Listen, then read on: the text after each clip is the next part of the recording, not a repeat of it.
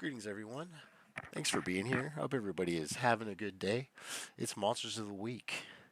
My little monster here, Hot Sauce. It's a toilet goblin. So we have something fun this week. It's going to be Gwen, Chris, and MQ Duck. We're going to be playing something fun. There's a preview for everybody watching the stream, what the map is going to look like, but we're going to go back to the map that everybody's on for starters. All right, so I am going to pass it off to Chris, and then the players can introduce themselves, and then we'll get started with the action. Chris?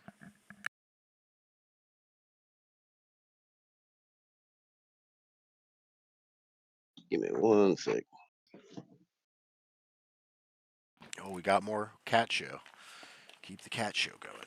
He was trying to figure out how to open the treat container because I left for like 12 hours last night. I came home and he was trying to figure out how to. He was looking at it, hoping he was going to grow thumbs, I think. Okay, I'm ready. My bad. No worries. All right, so my name's Chris. I play the Candyman character, which is a really weird hybrid build of Warlock and Stormkeeper Ranger. Kind of a weird mix. It's like a tank frontline mage, got a little bit of everything. But bro is just Dread incarnate, basically, which is one of the cool shapeshifts he does too. So we'll definitely pull that out. I think we use that every game, basically. All right, you want to run it, MQ? All right, I'm NP Duck. I've got a Goblin Artificer of the Battlesmith subclass, which I guess I've never played it before, but apparently it looks to be sort of maybe a little bit like protection oriented, but with some strong firepower. And then I don't know, cool whatever standard artificer stuff. Like I'm playing Goblin, who grew up in the Feywilds and has this condition of where he has a head of brambles growing out of or like his hair is brambles growing out of his head. And he likes to pick off pieces of those and like perform like magic tinkering on them, make them glow, whatever. Um, and then yeah, he's got a pet badger that protects him. Yeah, you can see a picture Roaches. of his character as well that I pulled up that he had generated and submitted. That's very cool. So there's that as well. All right, Gwen, did you want to introduce yourself and your character?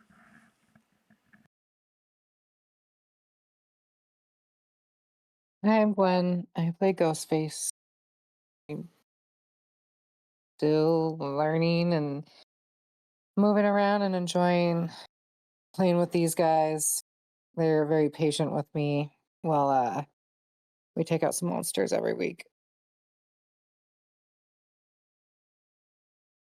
Yeah, I'm glad you could make it, and I hope you had a nice vacation. Oh yeah, It's gonna be a fun week. Disneyland, then Mexico. I'm a little tired. Oh man, two of the greatest places on earth. Leap. All right, so we're gonna hop into it. So, I think the best way to do this is to introduce your scenario, MQ Duck. So Frizz is that how he's pronounced? Frizz. Yeah. Okay, so Frizz. So we'll change what the map looks like for everybody because you're gonna see this as well. So, do scroll up, scroll up. I command you. One of these days I'll develop one that's just for Monsters of the Week instead of using the Ravenloft module. Did that switch it over? It did. Okay. Do people see different things now? Does everybody see different stuff? Oh yeah. Yeah. Okay, so basically, I'm gonna have you put your character onto the map, MQ Duck, right about here.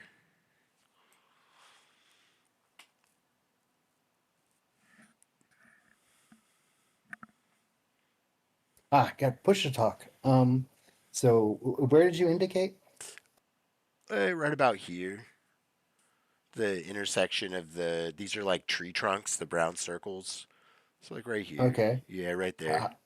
Uh, how do I do that? So if you click on your character in the journal section, right, the third Yeah. tab, then you click it and drag it somewhere onto the map, then it should generate a token.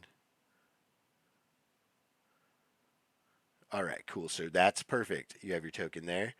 And then you can move it by selecting the select one and then move it onto this, yeah, onto a space. Perfect. Okay. So basically, what has happened is as goblins are, you are kind of the low one on the pecking order. Uh, but they brought you along because you are very creative and a problem solver and intelligent, so they consult you when it comes to certain problems and issues they have. You have a fear of them. It's a small group of bugbears led by a chief, and they are going to reclaim a shell from a flail snail that has magical properties. And you being an artificer, they know that you can do really interesting and amazing things with it. So they were able to find out where it was. And once they headed to the old fortress that it was supposed to be near, because it was supposed to be at the bottom of a body pit in the front of like a dungeon, basically, in dense wooded forest. So if you can see the map, you'll notice the black line going across the outside of the map with a purple rectangle. That is stone, the stone face of a fortress that's like weathered but not crumbling. It seems pretty intact, but it seems like it's also been like gone to the elements. There's like vines growing through everywhere. The large brown circles to the right of the screen, and we'll just use the cardinal direction of, north is directly up for the sake of explaining things when I'm explaining things. So you'll see the circles to the east are very large tree trunks and dense brush that's unable to pass. So as soon as you and your group traveled into this, it's not necessarily a courtyard, but it's the front of the main gates because the purple box is the main gates. As soon as you entered this area, it seemed as if the wood behind you closed to bar your exit from that direction. The group only being able to speak Goblinoid, which you can speak, so you can communicate with them. They know that the shell is supposed to be at the bottom of this pit, which is basically like you can see fallen bodies like littering before, and bodies almost like in the trench itself. So you could tell this is a place where they would dump the dead bodies from whatever dungeon this is into this pit. And the bugbears believe that the shell that is going to help them and you're going to craft armor for them using it is in the bottom of this pit. All So right. Why do they think that? the shamans have told them such using clairvoyance and the reading All right. of different pigs' blood. Some Well, magic casters in like your war camp tribe. But you're well, kind of in a position where you're their prisoner because most of the like you coming from the Feywild, you haven't like you didn't grow up with them. They're not like necessarily your kin or anything. They're just doing what bugbears do, which is enslaving goblins to do what they want. Right. At least they're not hungry. Yeah. Yeah. There you go. The benefits of slavery. Yeah, so they're gonna start moving towards the pit. Uh-oh. I have to do this individually. They're gonna start moving towards the pit and lowering chains and ropes with like hooks attached to them down into the pit, and then they like motion for you to go down into the pit, and they're like, just attach the hook that's at the end of like all of these chains to the shell, and we'll pull it up on your signal.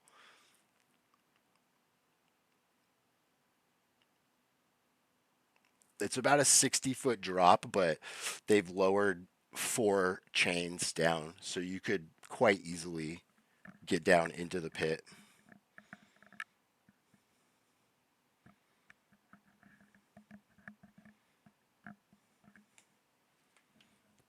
Fucking push talk. I was gonna say I'm a bit suspicious of why they want me to be the one to climb down, but sure, I'll climb down. All right, so we're gonna do this from the other side now. You,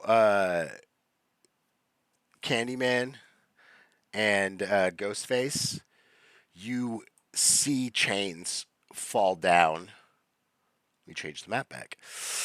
You see you see chains fall down in the pit, like one after another, each with a hook, and you hear goblinoid voices coming from the top of the pit that's like 60 feet up.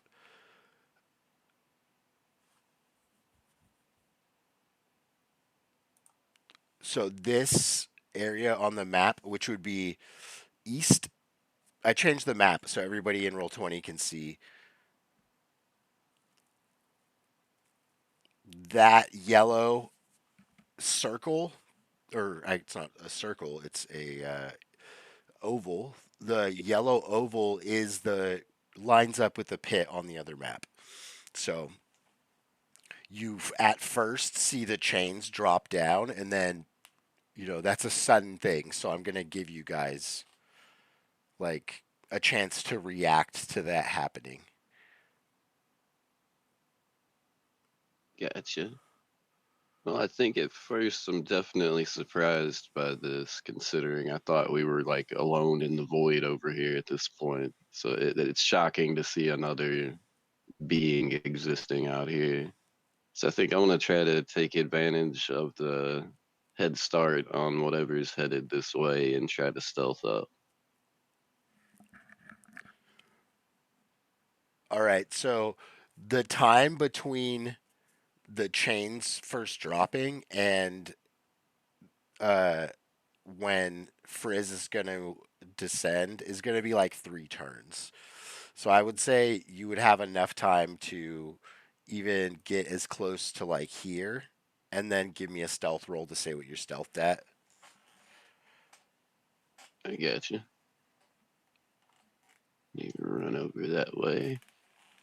All right, and then I've got advantage on stealth, so that's double proficiency, 6 plus 5 dexterity. So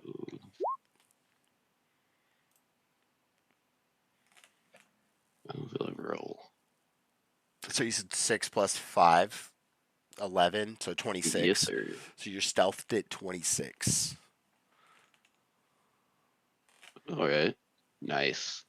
Dude is very stealthy. I guess that's the perk of being a ghost, though. Plus 11 is very high. All right, so would you like to do the same, Gwen? Yeah, but my intelligence is higher, so could I roll to see if I mean, I get maybe it's a little too early to see if I kind of have an idea of where I'm at or what's going on.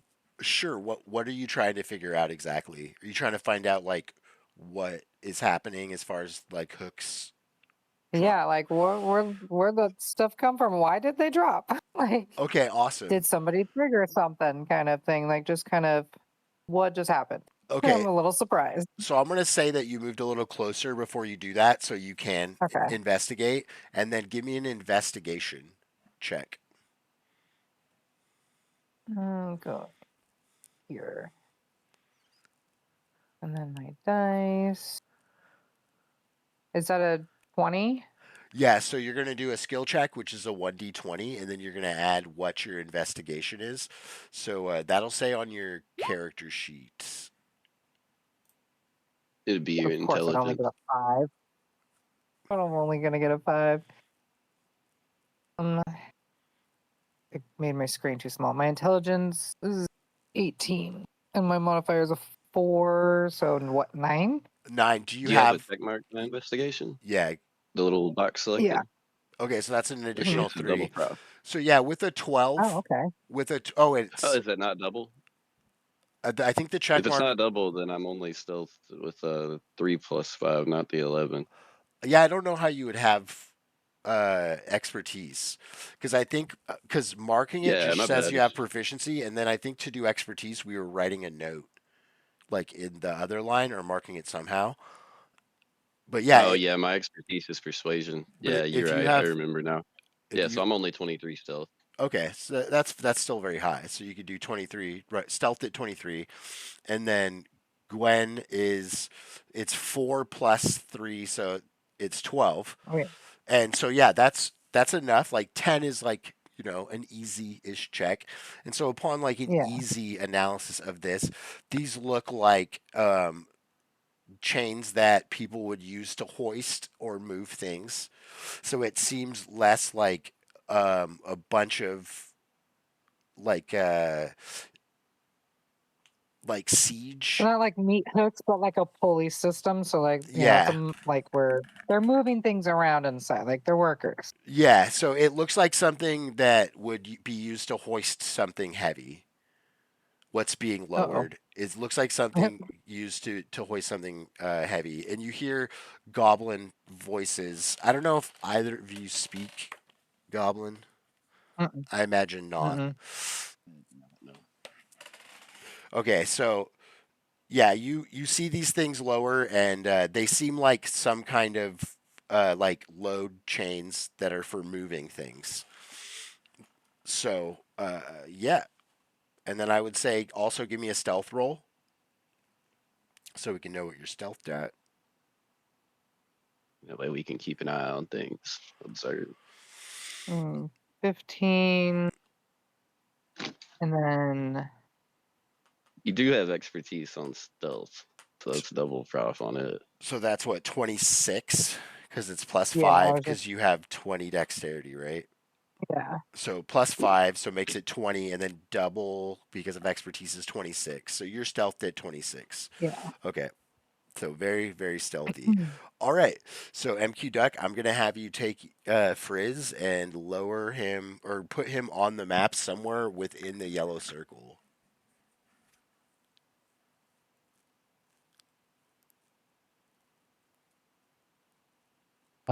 Push to talk. Is my panda like where's my panda? That's a good question. What would you like to do with your panda? Is it a panda or a badger? Badger, sorry. No worries. It's kind of panda like. It is. It looks a little Yeah, panda-ish. yeah. Yeah. But yes, it's a badger. Well, it probably can't climb down a. Hmm. Maybe he can just like sit at the end of one of another one of the hooks, and they can lower him with me. Could I Okay. ask them to do that? Okay. So you're gonna ask them if you're gonna. So do you want to like role play that interaction? Like you're gonna ask them to lower it down with one of the chains. Is that what you're asking? And then Yeah. we could do a Yeah. persuasion check then, Okay. and we'll do at advantage. Persuasion.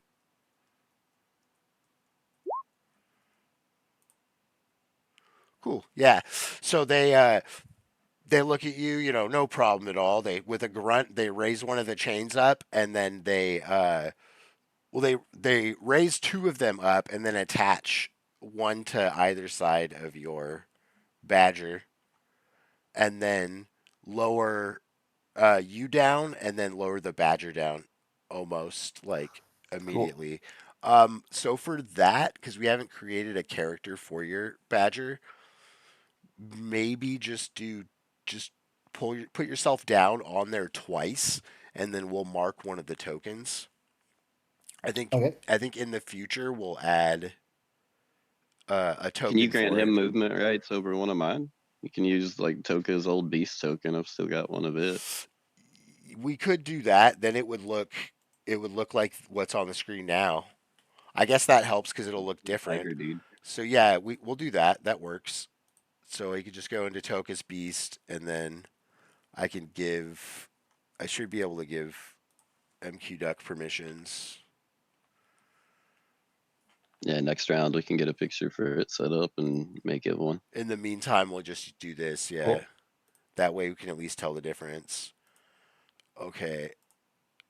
All right. So you might need to refresh MQ Duck, but you should see Toka's beast on your. Yeah. Is that a cat or something? I think it's Yeah. I think it's a cat. For some reason, I'm seeing like a pit bull face. Let's see what the face is though. Oh I don't yeah, know. it's It's a somewhere lion. between a lion and tiger. Yeah, Oh, okay. it's like my sweatshirt. I have a sweatshirt with a trippy ass lion like that. It's all like Cool. crystally looking. I Yeah, use that for Toka's summon beast because it's all magical and shit. yeah, it's a cool picture. So is this the one that's on here? Is this the one that you dragged on, MQ Duck? I just dragged Oh, I my dragged character onto Sophie. there. Okay, so we're gonna Oh yeah. yeah, we'll Oh. delete that one that's on here now, and then drag one that's Toka's Beast onto there, because that means you'll have control of it. If Chris drags it on, only he has control of it. Well, and me, but Um, I can still move that one apparently. oh, really? huh. Interesting, because I thought earlier there was an issue with whoever drags it is the only one who can control that token, but maybe that was just something weird going on. I can't control any other tokens. You should be able to control yours and Toka's Beast. I think the only Yeah. reason he can control Toka's Beast is because he also has permissions, because it's his beast. Okay. Okay, so you get lowered down into a very musky, moldy, like it's pile of corpses is what you're standing on right now in like different forms of decay. And Good. you can only see about 60 feet, but you see the edge of a pool of water that looks shallow, and just pretty much rock wall on either side. I could do this, which will express how far you can see.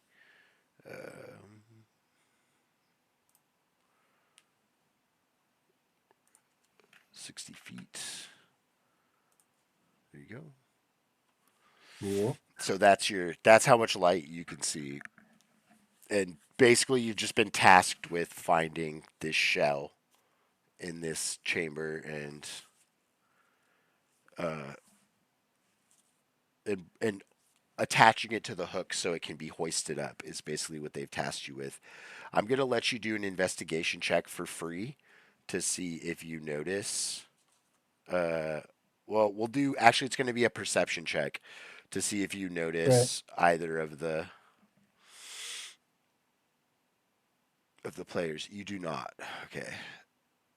So as far as you know, you're alone in this chamber. Do you have any All right. knowledge of nature? Don't think so. I think I was figuring that was one of those things that wasn't going to matter. Okay. No, I do not.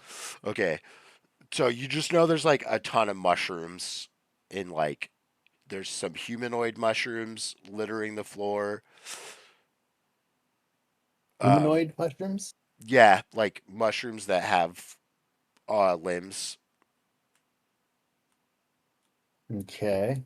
Like basically, it's corpses that most of the mass that makes up like their entire body is fungal growth. So Hmm. they still look humanoid in the sense that they have limbs, but when you look at them closer, you can tell most of their features and what would make up their flesh is actually like fungal growth. Hmm. Well, everything about this place seems unpleasant, but I guess I'm gonna. Do I see that there's that line around? I assume that that blue oval is the shallow pool. Do I see that sort of area around it? So you see the edge of the pool, which is the large circle is the edge of the pool where the water is Okay. shallow, and the blue in the center is where it gets really deep, which you wouldn't even really notice until you got into the water. Okay. Well, I'm gonna. You should be able to Uh, freely move your token mm, too. So if you wanted to okay. like Cool. explore like over, you're like, oh, I'm gonna follow this wall to see what's here. Then you might like see what's in different areas. I can't see what my pet sees, right? That's a good question. Let me look that up real quick. I thought you There had are some spells that you could do with that. some kind of bond with it, but I'm pretty sure you do not see through its eyes or anything. I didn't know artificers had pets. I mean, that's already cool as shit. Yeah, they get Steel Defenders as one of their subclasses. It's called the Battlesmith, I believe, and they're super cool. They even have a healing ability where they can Oh restore wow. points to themselves or other constructs. Let's see.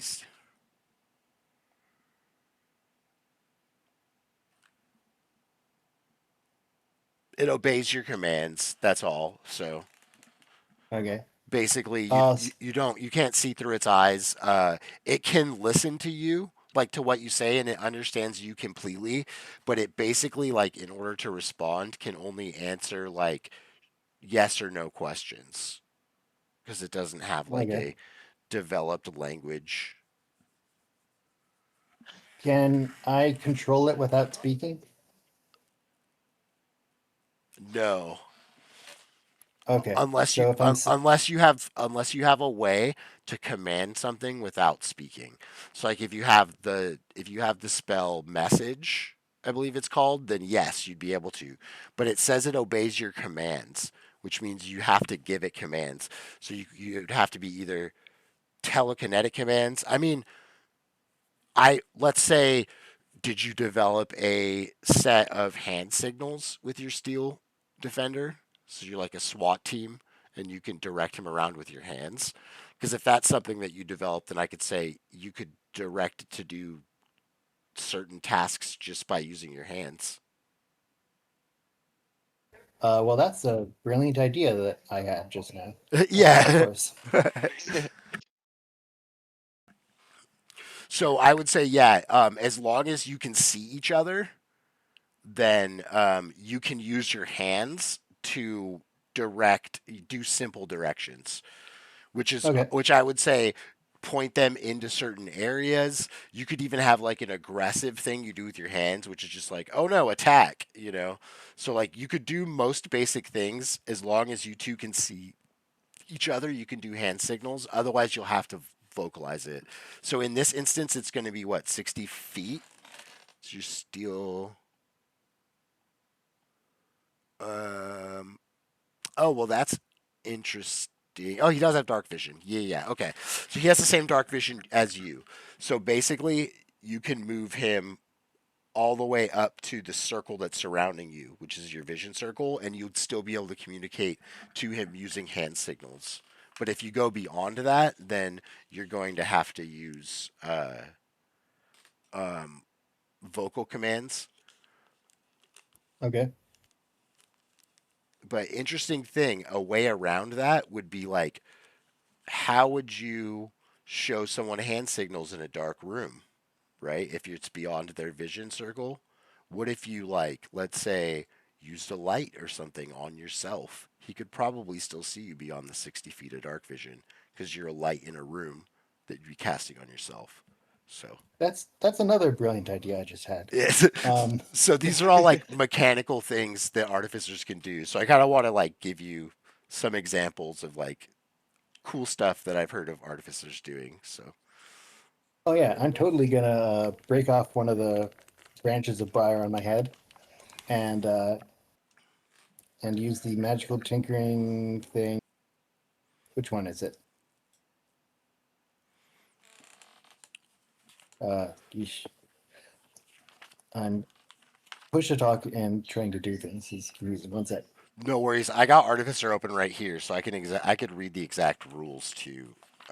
Let's see. Yeah, just one of the tinkerings. This one I The think. the light one. Yeah, this is the one I think you want to use. The object sheds bright light in a 5 foot radius and dim light for an additional 5 feet. Yeah, so I'm gonna use that on this branch that I just broke off of my hair, and then I'm gonna stick that back in my hair. Okay, perfect. So basically now there's no restriction to uh to the beast. Like you can direct it from any part in the room because there's a spotlight on you now, so he can see your hand signals anywhere in this dark room. I'm gonna Cool. have him also make a perception check because he's separate to see if he detects our stealthy friends here. All right. Probably got good smell. Should I just roll a d20? Roll a d20, yeah, and then I have the thing open, which will tell me what its pluses are. So it gets a +6 because it gets double your proficiency bonus to perception. So Oh, cool. 16 is not high enough because they're at 23 and 26. So it also does not suspect anything. Okay. Well, I'm gonna check out this pool of water. See if there's anything strange about it. So the cool thing about the pool of water is that there's very low light bioluminescent mushrooms that are spotting the bottom of the pond so that it's kind of glowing. Upon closer inspection, the water isn't. It's very dirty and full of like foreign particles and all kinds of mushroom bits. But it's actually very beautiful looking, and there's like a basketball sized, I think I described it as a house cat size last time, mushroom at the bottom of the pool at like the intersection of each of these grid marks. So like 5 feet apart, 5 feet apart, kind of thing. Hmm.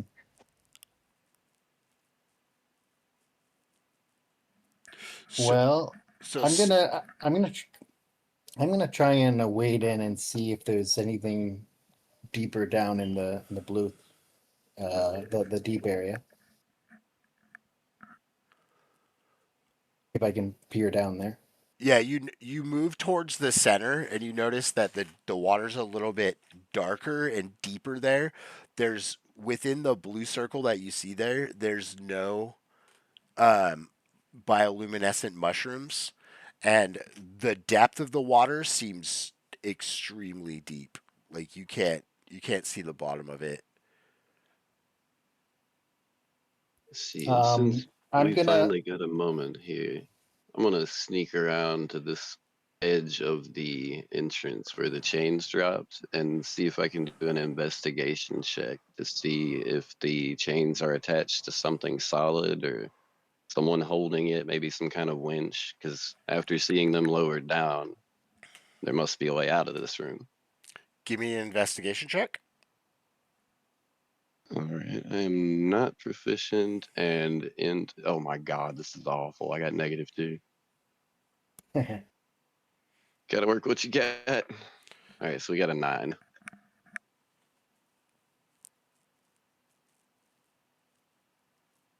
Chains do a lot of things. You're kind of uncertain what these chains are for.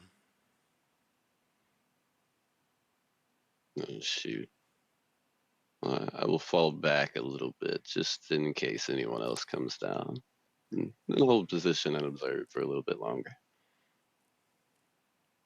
How did you? Yeah, I'll have my character access later. Actually, so I'm gonna break off another twig of my hair, and cast the light tinkering thing on it, and I'm gonna drop it down. You know, see if I can see if it'll fall before just catching on whatever mushrooms or something. All right, so you break a piece of your hair off and you enchant it, and you drop it into the water, and it floats because it's a piece of wood. Oh, God damn it! You said that with such contempt. Um, Sorry, wood floats. Maybe if you had something that didn't float. all right, all right. Are there any pebbles? Well, I was actually gonna. No, never mind. Oh yeah, so okay, I'm gonna back. I'm gonna search around for something like maybe a heavier stone or something. Uh, maybe in here or outside the pool or whatever. I'm just gonna look around. The pool seems kind of devoid of like larger stones, but the ground in this entire area is just like different bits of broken stone and rocks. So you could find just about any shape. You could probably find the perfect skipping stone here. Like there's just all kinds of varieties of stones, but it's all on the ground outside of the water of that pool that you're in. Okay. I'm going to try look for ideally like a very heavy but like narrow stone so that it might so that it might sort of drop down without encountering too much uh, in its way, but also be very heavy enough, very heavy so that it can maybe clear some things. That's what I'm looking for. All right, streamlined, not too many edges to catch on anything on its way down, kind of thing. Yeah, Yeah. you easily find exactly the rock you want. There's a large variety of stones to choose from. You notice something strange when you're up there searching for rocks. Is there seems to be like some kind of glossy substance that like is almost like a clear lacquer that is covering the ground in multiple places outside of the pool of water. Uh, hmm. Do I have any idea? Have I seen anything like that before? Do Heard you have about it? do you have any knowledges tagged? Knowledges. Let me see. I think your character's in here, so I could even look at it. Maybe it's not knowledge. Yeah, not really. Investigation, medicine, perception, stealth. Okay, yeah, sorry. It's Pathfinder, they call it. So medicine, investigation, perception, and stealth.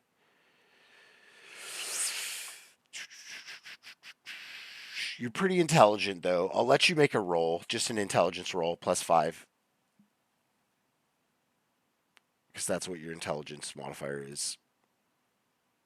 A d20 +5.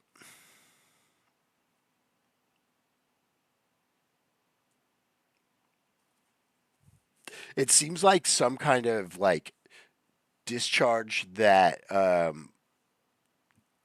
different like insects or maybe mollusks make. Like it reminds you of like the slime that you would see a snail tracking around. Um, Yeah, that's a good sign. but it's like not slimy at all anymore. Instead, it's just thick, translucent, and like a lacquer. It's just a thin coat on the ground that's making the ground like pretty slick. Huh. Um, does it seem to um be thicker the further I'm away from the pool? Or it's you said it's not there in the pool, right? No, it's not in the pool, but you see like trails of it, like certain pathways, almost like veins going through the ground. Okay. Like pathways of the glossy material. You do also remember once you make that realization in your mind that the thing that you're looking for is a flail snail. Yeah, that's why I said it's a good sign.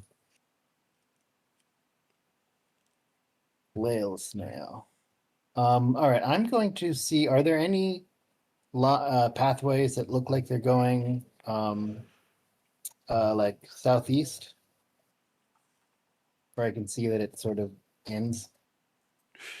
Yeah, so for tracking stuff, usually we would use a survival check. So give me a survival check. Or Sure. actually, let's do investigation in this closed environment. So you could do survival or investigation. Your choice.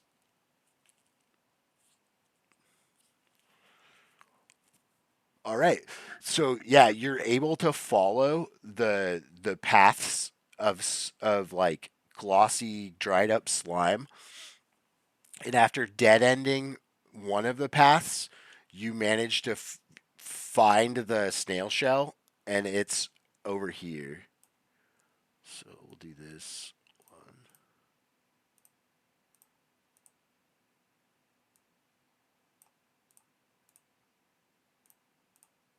I'm bad at computers. Do that. Now go over here. Whatever. I'm just drawing a new rectangular. It's easier at this point. Okay. That was roughly where it died, I think, last time.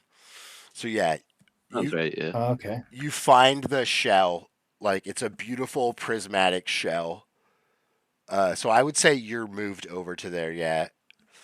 And then what was this is something I should have asked you before. So like when you started following those paths, is your badger like at your side while you're doing that, or what's your badger Yeah, pretty doing? much. Okay, cool.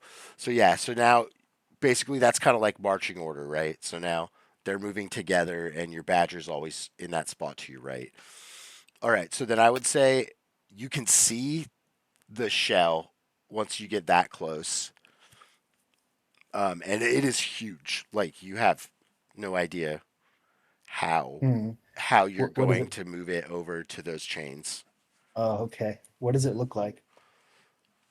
It's like an extremely large snail shell, but it is prismatic. It has like a Okay. bluish, it has like a bluish, almost natural color to it, but it's impossible for you to peg like what the color really is as the light is dancing off of it. I think like iridescent would be a good descriptor. Okay. So I'm gonna try pushing it, and I assume I fail. What's your I strength? fail. What's your strength? Low. It's what is it? 11. 11. I think you can still push something that's 250 feet or Hmm. 250 pounds. I mean, it's All just right. gonna Can be my it's just gonna be exhausting, and because the ground is okay? all like rough, uh, Yeah. so Okay. Then so let's uh do this right. So give me a strength roll first, just straight strength. Okay, so you're struggling against it, and you're not getting much progress at all. So you sit down and you're like, okay, well maybe I can use my brains. So then, give me an investigation check. While this is going on, I want to sneak over toward one of the chains. This has taken a long enough time where I would say you can do what's called take. It's basically like where if you spend 5 minutes on a task, you can just like pass the task, right? So I'm gonna say if you if you're trying to figure out what's going on with these chains the entire time that Frizz is looking for the shell and messing around with the shell, then I'm gonna Oh, say it's not that. you could figure it out. No, no, Candyman's only 7 intelligence. We're not the smartest person, but what I am is strong. I want to just grab this fucker and yank it as hard as I can. We're gonna find out the fun way. Just Oh, whichever one's closest. I'm kind of assuming that one would be in this area. all right. Well, I think it would be funnest to roll to see which one of the chains you pull. So give me a D4. Yeah, 7 intelligence. Candyman's not that smart. Yeah, he'd be thinking on it for a long time. Hey, Bog, it's good to see you. How you doing? 3. Okay.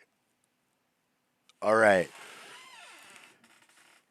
So you're pulling on this chain, and let's say I want us athletics. Give me an athletics check, and we'll Alright, do it's gonna be contested. I'm actually proficient in that one, so it'll be 3 plus 3. I think 4 and under you couldn't read or write in the older editions of D&D. But yeah, Oh, I got an seven's 8. pretty low. You got an 8. That's plus your. Mhm. Yeah, I rolled a 2, so Oh, plus okay. 6 is 8. I see your 2. Oh my god, are you serious? Maybe I'm not very strong. Hold on. It'd help if I had. There we go. I flipped to the right page. Okay. That's great. It wins. You won in a contested strength check. Okay. So you tug on the chain and you see, because the light's shining through, right? And it's about 60 feet up from the chain. So you pull on the chain and you see a dark spot start forming in the light that's cascading down upon you. And you look up and you see a large shadow beginning to fall, and you hear just as this object is falling 60 feet towards you, and this black shadow is getting closer and closer. Uh, so I guess my first question is, are you still holding on to the chain? I think I would probably step back at that point. Just one step here. But yeah, probably still holding the chain. Okay. If So there's enough time to react and step back anyway. yeah, so he's falling 60 feet. So that gives you, I think it's like, I feel like it's 30 feet a turn. I have to look it up, but you basically have like a full like 6 seconds to react or whatever. So you have like a full turn.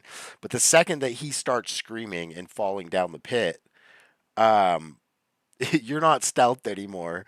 And Frizz, you could definitely hear you hear one of your bugbear captors screaming, and it's getting a little bit louder. And when you look to the direction of the hole that you entered, you see a dark figure casting shadow on the light that's cascading in through the ceiling. So you can see Candyman's location now. This one right here, but Ghostface is still stealthed.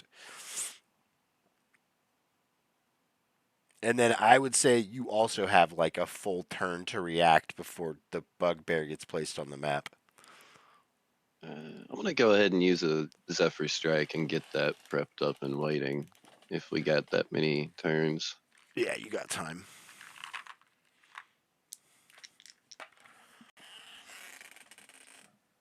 Definitely never hurts to have that prepped and waiting. And I'm assuming whatever's about to hit the ground is gonna be real mad when he does.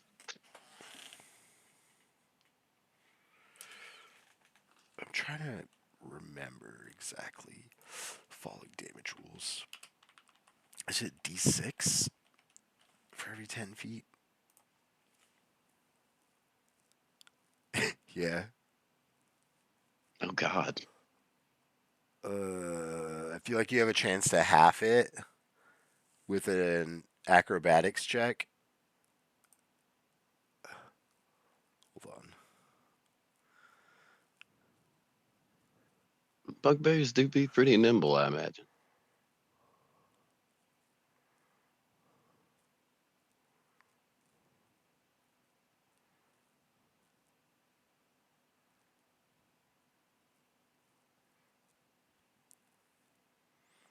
No, I don't think you can half the damage or anything. I think you just take the damage. You can half it if you're raging as a barbarian. Okay. So this is gonna hurt. I like to think Ghostface is just in the corner cackling at all this right now. Oh no. Die down. Die down. Okay.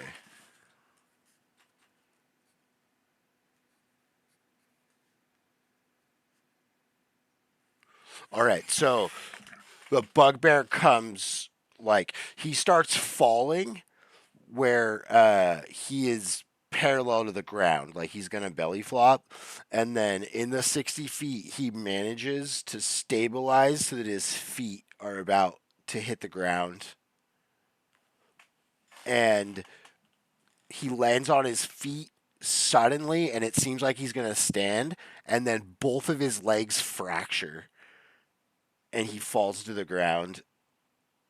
You hear like a very loud screaming noise, and then like pained, heavy breathing.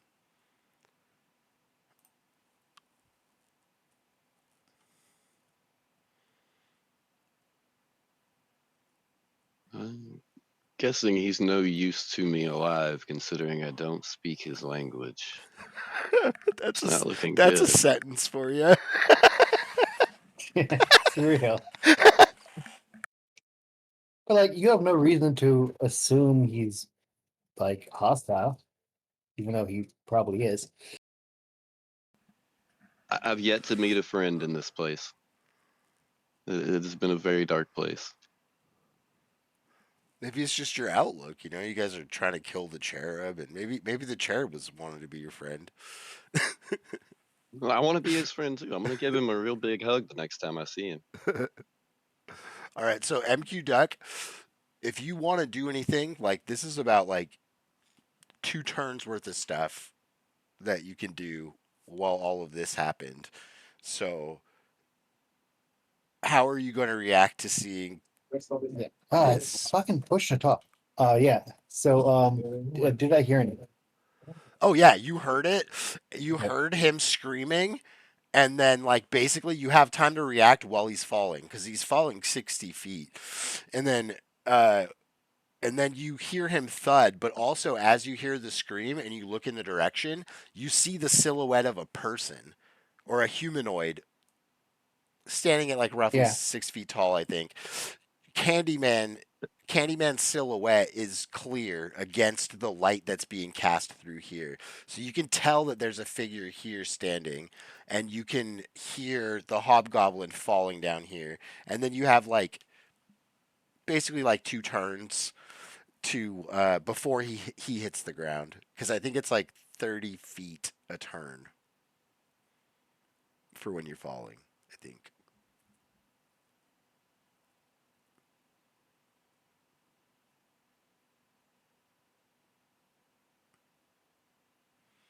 Man, you even speak the language too. So the hobgoblin. God, I fucking pushed to talk. Um, so hold on. So I spent my first turn to get here, and then as a bonus action, I have my pet dash to right there, and that's the end of my first turn. And then I'm Your guy gets around his movement. 22, You don't 6. have to What's dash. that? Your guy No, gets his movement. I moved 12. So I Oh, dashed and I see what you're then saying. So yeah. you moved and you dashed yourself, and then you used your bonus action to tell him to dash. Right. Perfect. Okay, yeah, I understand now. Sorry, one second.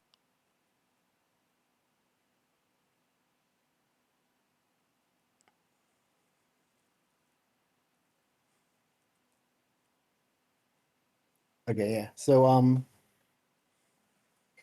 see where So this is 1, 2, 3, 4, 5, 6. I'm gonna make that actually be 6.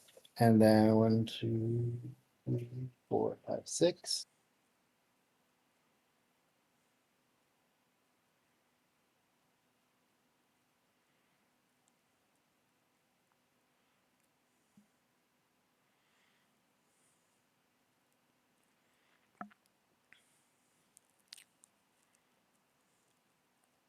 Ah, I pushed it up. Okay, so I can see everyone. I think it's relatively quiet. I'm gonna turn that off in a second. So Yeah, it I should can be see okay. everyone. Right, and or no, I guess not the hidden character, but I don't really trust any of these people. I mean, I don't like the bugbear or whatever it was. So I'm gonna hide. I'm gonna have my pet hide. Okay, so if you give me a stealth check, so roll for stealth, and Yeah, then yeah, yeah. because of how the ground is, like there's tons of rocks and things like that, it's easy to find something to hide behind in this area. So you're able to just like kind of like move behind like a large stone. Oh, that's a great stealth roll. Okay, so remember you're stealthed at 22. So as you were moving across, because you heard him fall, you hear this is what you hear in Goblinoid. So you hear, oh shit, something pulled me. Oh man, something pulled me. Oh shit, this is a long fall. Oh god, oh it's okay, it's okay. I think I landed on my feet. Oh god, my kneecaps. Oh please, there's somebody down here. There's somebody down here. You guys got to come down here and help me. And God damn. all that you two hear is just grunts, like that might resemble a language.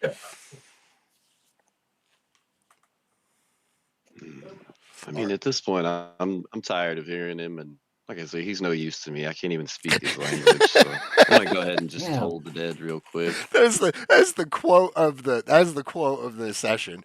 So I think that this is where we roll initiative because you got your 2 turns. Everybody got their turns basically. So we'll roll initiative now. So in order to roll initiative, you have to click on your token using the select key, and then go into your character sheet, and then click the initiative button once you're in your character sheet. If you're rolling, if you're so you have to decide: are you rolling or are you going to use its roller? Because if you use its roller and you click initiative, you're taking that roll.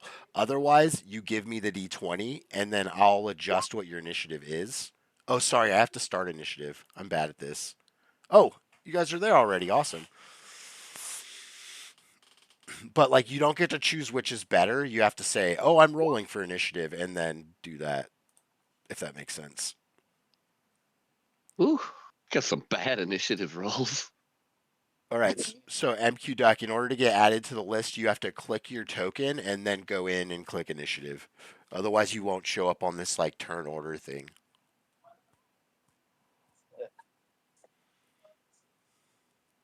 Token where? So if you just Like, select, like you use the select token, which is like the arrow one, and then you No, click on your token, it'll highlight, and then you go into journal, and then open your like you're character, about to move it. and then click the initiative when you're in your character sheet. I rolled for initiative No, you from the have to character click your sheet. character. Like just single click it. Act like you're about to move it. You know how it gets the blue Yeah, box around it? Just get the yeah. blue box around it and then hit initiative. You have to have it highlighted like that. It's kind of Oh, odd. okay. Yeah, it's I stupid. didn't get it at first either. All right. I actually have a way to add other ones into this, but to have your There you go. token attached to it, it has to make you roll. And then Okay. we'll take your higher one in this instance because why not? Even Mhm. though your first one was 4. Okay, I'll accept the 4. we'll set the 4. All right, we're gonna change you to 4 then. Okay, so now this explains the turn order in the party, right? So anyone can take an initiative that's lower than their initiative if they would like to. At this point, I can modify your initiative to any number less than you want. If you want to go in a different order or you want to go right after, like, this is your chance to adjust your initiative if you would like to before combat starts. I think I'm good. I mean, I'm pretty good. I wouldn't mind if Ghostface wanted to run a 7 and go after me, though.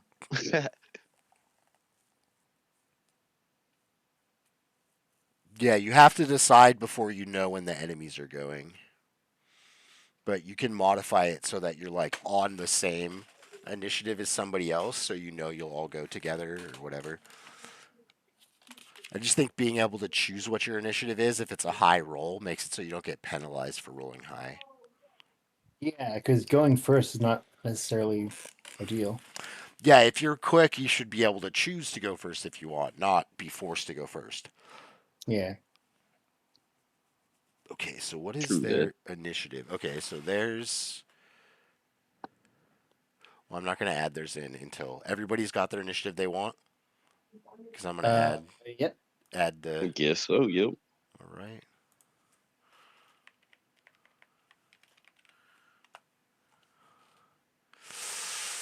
Buggy Bear.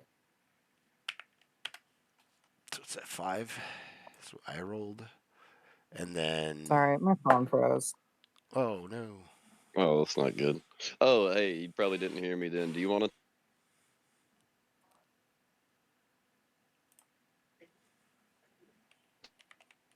I heard nothing.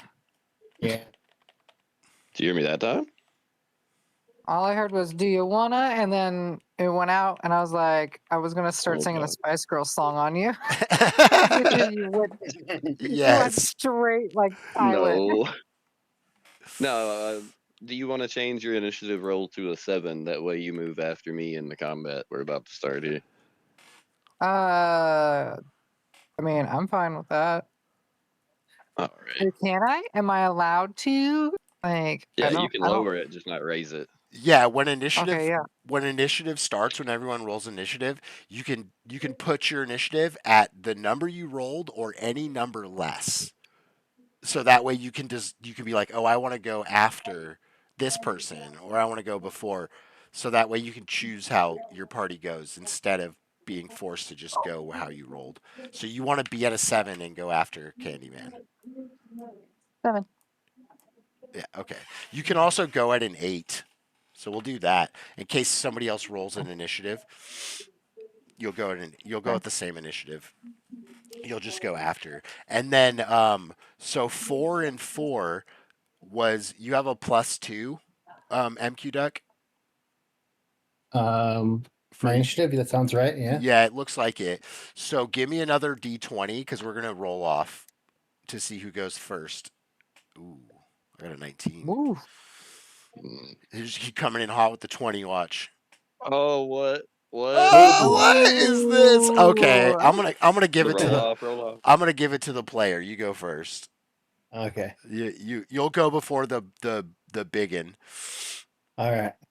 That Because sounds good. The you buggy very big. you know that there was one, or that there was one that was larger that was in charge. That like he's the one who's in charge of this expedition, if you call it that.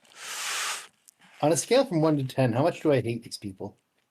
These Buggy Bears. They're insulting, but they haven't done like they'll prank you and like hide your tools and like laugh at you Yeah. laugh at you for being intelligent, but they don't physically bully you in any way. Okay. They threaten you with violence, but they've never actually like actually hurt a twig on your head. Right. I want to add that when I said you're no good to me, I don't speak your language, so you're no good to me alive. I said that out loud, so I figured you heard that too. Uh-oh. Uh-oh. Wow. God, I kind of feel like I should be attacking you two. I mean, I don't know. You might know common too. I do. Of course I know Common. I mean, if you understood me, I figure you would anyway. Yeah. Yeah, the only person that you saying that out loud terrified was Frizz. The bugbears don't understand common. Oh wait, no, they do. Okay, I'm wrong. I'm wrong. No, they understood it. Oh, can they speak it? Yeah, they can speak common and goblin. Well, it's okay. Candyman don't know that. We just heard the bear growl.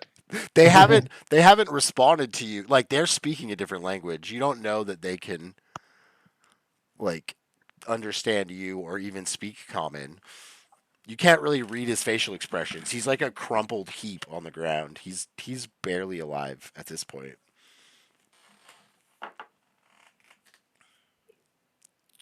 Oh man, so am I leading us off here? Yeah, so we're gonna start out and then it's you at the turn top of the turn order. Hmm. Not sure. That's pretty tough. There's other chains on the wall there. Maybe one of those is more firmly attached or maybe more useful to me. But then again, I do have a Zephyr Strike charged up too. Well, I think I cast Toll the Dead to begin, so we'll stick with that. I already announced my turn. Okay, so you're gonna toll the dead him. Okay. What's the number I gotta beat for a wisdom saving throw? I believe it's wisdom, right? I didn't beat it. It's fine. Toll the Dead. It's It's probably Warlock, so that would be Charisma. yeah, it's probably like Let 14 me or check the math 15 again. is your DC if I So had to 8 guess. plus, I forget, what is it? Wisdom? Okay, yeah, okay, I remember. Give me 1 sec. It's gonna be 11 plus your 18 charisma plus modifier 3. because it's So 8. 11 plus the modifier? Okay, that'd Yeah, be it's 15 then. yeah. If you have +4, because it's 8 plus your proficiency, and all your proficiencies right now at level 6 is 3. So you have 11 plus whatever your modifier is. It's okay. I got a 10. So toll the dead 2d12 damage. Roll that damage. Ooh, Are you serious, this man? bugbear had a bad day. I thought you rolled d20s for a second there. Damn. Well, It's my redemption arc. that's all it that's all it wrote. I mean, how do you want to do this? That's a dead bugbear. That's a I very just dead want him to bugbear. shut up. That noise is getting on my nerves. It's Have not Jesus helping Christ. me fun, make find a them way out of laugh. here. All right, so you hear the bell in your head and you make eye contact with his crumpled form and he only has the time to look up at you. His eyes lock and you see his pupils vibrate in his head to the tolling of the bell. A trickle of blood drips out his nostril and he falls to the ground lifeless. Beautiful. And silent. Wow. Silent but deadly. And just in case there's something else going on here, or I'm kind of at the unsure point since there's other chains.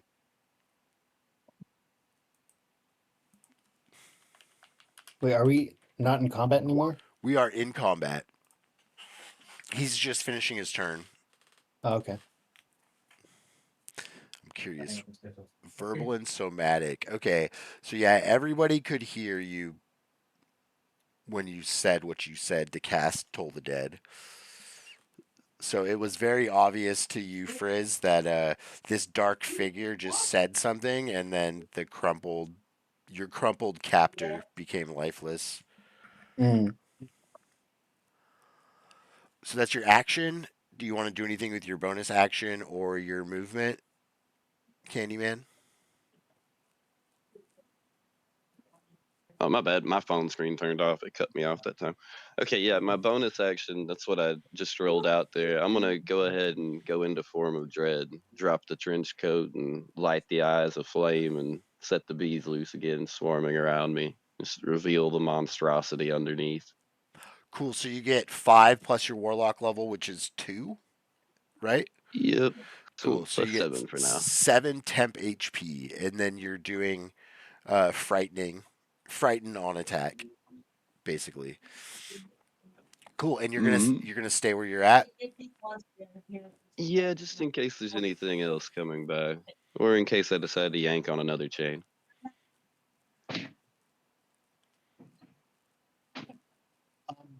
All right. Down. So that's gonna put it up to Ghostface. Sorry, guys. One Wow. sec. There's nobody around. And I don't feel like pulling on any chains today. So I think I'm gonna ready myself for the possible preparedness. Can I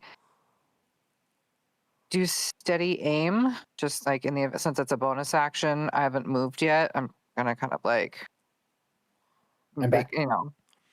within a range for a lot of my so can use my bonus action for steady aim and I guess prepare for the possible impending things that are coming because Candyman decided to mark somebody and pull on chains.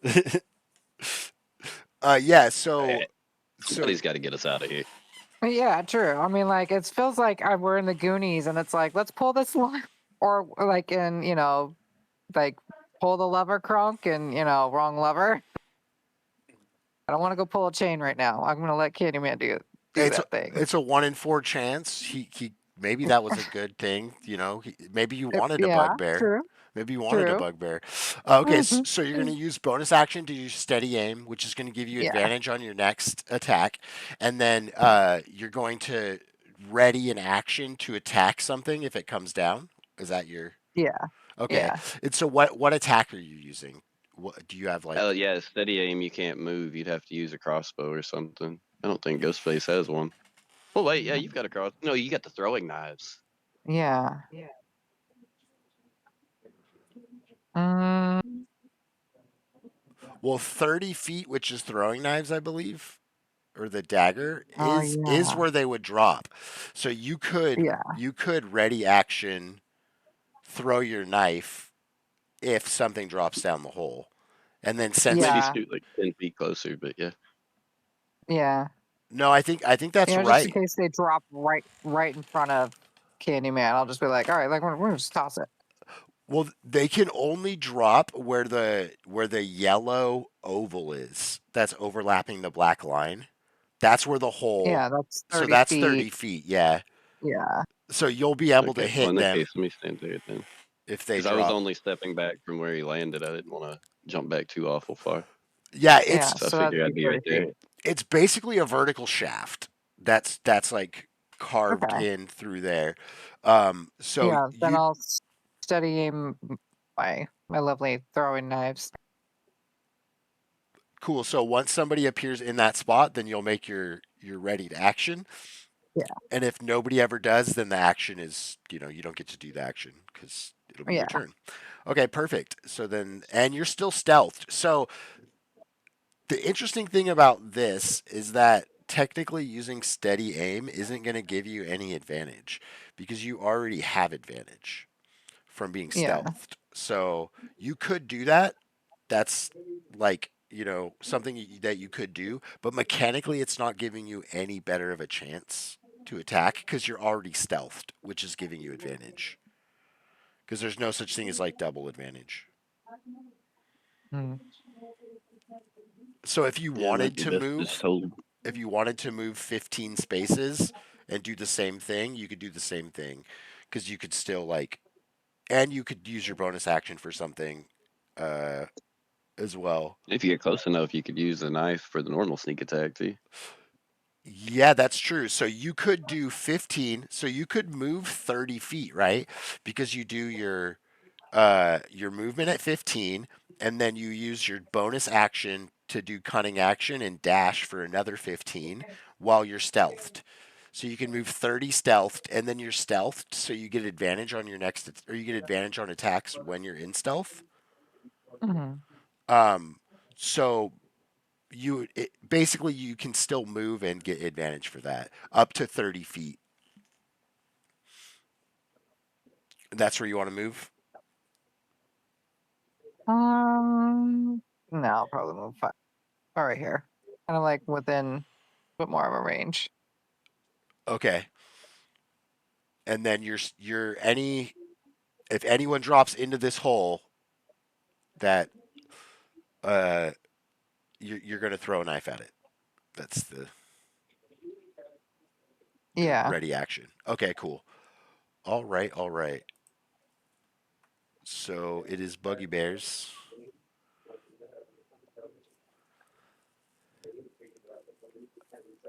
You hear like some grumbling from the top. It's too indistinct for you to make it out, Frizz. Um, there is some like very loud sound, like a shovel going into earth, like cracking rocks open, and then after that, you see three bugbears descend chains into the chamber.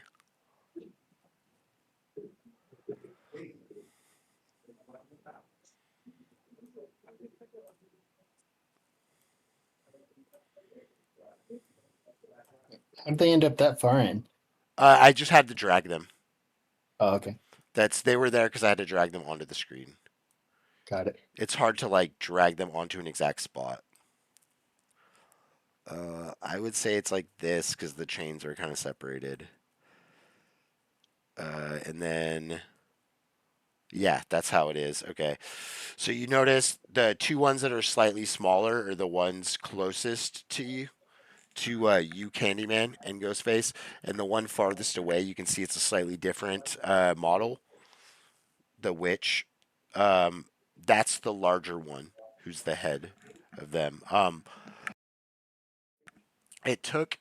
Oh, hold on. So he's technically not here yet because he has a different initiative. My apologies. Those two drop down. The moment that they drop down, that triggers your readied action, Ghostface.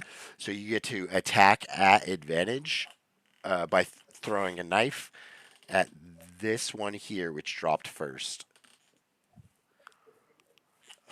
This one's dead.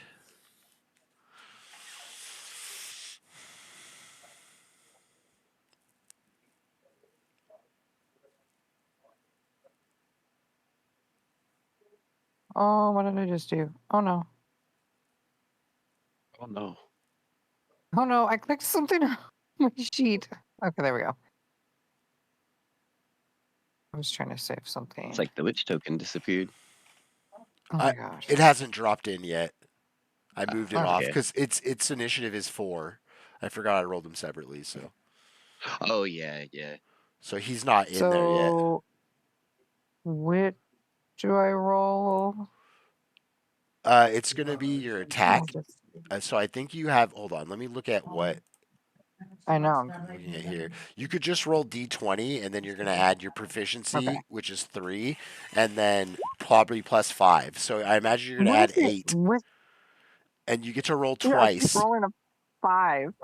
You get to roll twice because you have advantage. So You got one more shot. It is favoring the 5s Oh, today. why is it so horrible for me today? well, you want to know? You want to know the funny thing? You hit with a 5. Oh my A goodness. 5. Okay. A 5 is 13. Oh wait, hold on. No, never mind. Sorry, you don't.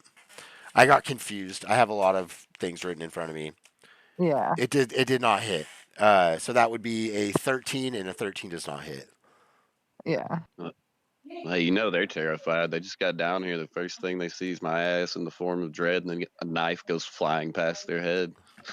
Yeah, the knife goes flying past their head, and like they look to follow the knife as it like bounces off the rock behind them, and then when they look forward, they see 2 dark figures instead of just one. It's ominous as hell. All right, so that was their entire turn for them to do that. So, Frizz, you have seen all of this unfold.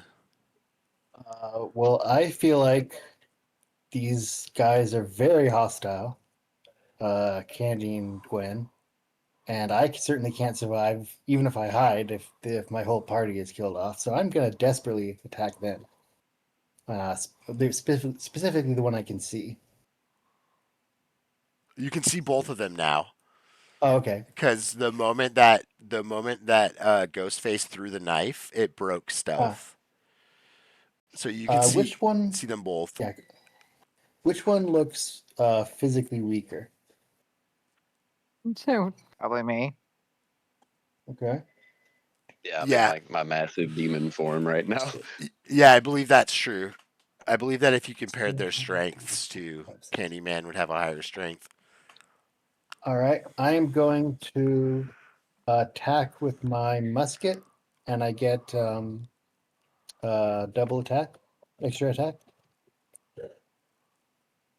So musket. You're stealthed, so you get advantage on Oh this yeah, attack. nice. So roll 2d20. Oh, it gives you the 2d20, yeah. Okay, and you're 5, 10, 15, 20, 25, 30. Yep. Ooh, hold on. I think you're 35. Wait, what? 1, 2, 3, 4, 5, 6. Why 35? Yeah, Oh yeah, look at because that. you're sorry. 30. Sorry. For some reason, I thought you were attacking the other one. My apologies. No. For some reason, I thought Candyman. Okay, so yeah, 17. Does 17 hit Ghostface? Mm, No, 17 does Wow, not what's your hit. AC? 18. Ah, jeez. Okay. Well then, second attack. So, M. Oh, you have Oh, go repeating. ahead. You have repeating shot Yeah. on the musket. Okay, cool, cool. Yeah. Because I was gonna say muskets are loading, but since you have Yeah. repeating shot, you can shoot twice in a turn. Perfect. So 25. Is it rolling the same thing twice? Let me try again. No, that's fine. It's supposed to do that because it gives you advantage and disadvantage, or it gives you two, so you could pick I one. think you're only get advantage on most rolls because it's been doing 2 every time. It always Yeah, does. different this time. It always does in the system because it is like it wants to do it in case you did advantage or disadvantage. So that makes sense. What I was questioning was the fact that both rolls were identical for the first two times, which is Yeah, that's Yeah. even weirder. Yeah. so like 1 in 400 chance or something. Yeah, Anyways, yeah. yeah. So 25. So that's a hit. So then you're gonna roll for damage. The chance that they're identical, if you don't care about what the number is, just 120. But for them to be identical twice in a row, isn't that As 20 long as times 20? Not if it's not the no, same 'cause- number. yeah, as long as you don't care what the number is, it's just 120. Okay. I have a question while he's doing that. Since he shot the first time, does he become unstealth because of the first round of shots? Yeah, that's a good point. So there's no advantage on the second one, but it's still It's still 25. 25 either way. Yeah, Hold on. Hold The on. reason why I ask is because I have uncanny dodge, but I can only use that if I can see him. So since he shot the first round and it didn't hit, but the second one did, I can see him on the second one, correct? absolutely. You can absolutely see him as long as you have dark vision, right? Sir, but they're both part of one action. No, because you're firing twice. But they're both, yeah, as an action. You attack. You take the attack action and you attack twice. So Yeah. the first attack is the only one you get stealth for. Okay. All right. Because That's why I asked. I was like, I don't know. yeah. So no, that makes sense because you're still firing twice. It's not like you're shooting and it's firing two bullets at the same time. Right. You're firing and technically you're even like reloading. Even if you aren't like loading, like you're still doing something in between. Like so you're still firing and then the first fire ends your stealth and then at that point Ghostface would see you and then could use uncanny dodge. Now remind me what uncanny dodge does. That's where you raise your or you lower the damage, right? Yeah, I have it. You half it, okay, and that's you as a reaction. You can Yeah. half. That's a good one. I Okay. forgot about that one. Okay. I didn't. Cool. 13 piercing. 13 piercing halved, so then it's rounded down, so it's 6. And then the bugbear. Not my bugbear. My badger is gonna come up right about there. Yeah, right about there. And take what's the the dodge action. And let's see. Let's see. Don't really have a bonus action to do, so I think that's it. You could command him to do something with the I bonus could, but action. Yeah. I just want him to dodge. Okay. So you want to keep him at dodge. Okay. Yeah. Sounds good. So then it's going to be Buggy Bear the Biggin. Or unless like was he still stealthed, or we're just gonna say it's together, both of us. So this is how I should have done it, and is I should Yeah. have asked you if he's stealthing as well. So we'll retroactively change it to he stealthed, right? So give me a stealth roll for him, and I noticed you only moved him 15 anyways, right? Because he could only move half. Because I Just think, now? yeah, because I think Yeah. he was there, and you moved him here, which is 15, which is how Yeah. much he could move if he was stealthed. So give me a Okay. stealth roll to determine what he's stealthed at, and his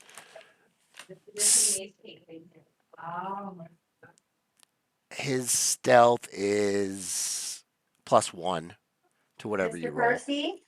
Hold on, someone's calling me. Yeah, no problem. Yes. Hi. It's past 5, so I was guessing if this is an okay time to come in.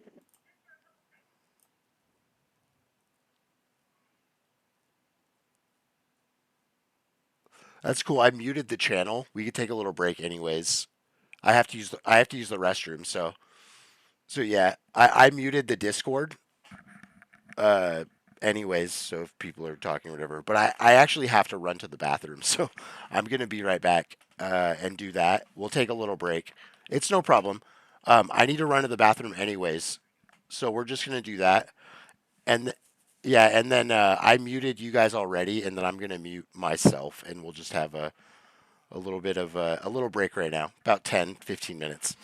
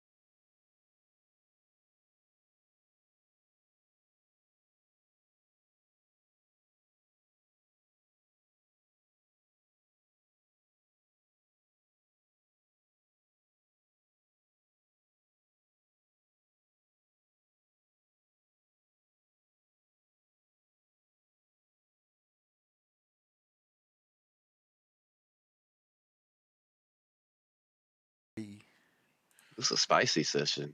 Greetings, everybody. Thanks for your patience. We have returned, and it is the Buggy Bear Biggins' turn, and he's going to use his turn to descend the chain as well. And then as he comes down, he sees the his dead friend on the ground, and you see a little bit of fire raise up in his eyes, and he kind of grips his weapon a little bit tenser and tenses up, and he goes, "Why are you killing us?" In common, and that's his turn. Candyman, it's your turn. And can people only reply on their turns? No, you can do a short reply right now. I'm going to tell him because I'm looking for the way out. I saw a chain. I didn't know your man was up there. Maybe he should have said something.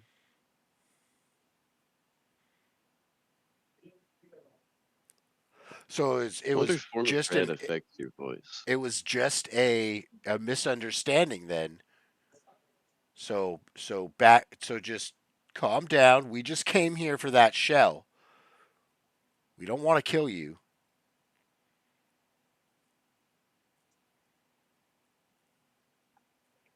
Okay, all you want is the shell, so you know the way out then. Clearly.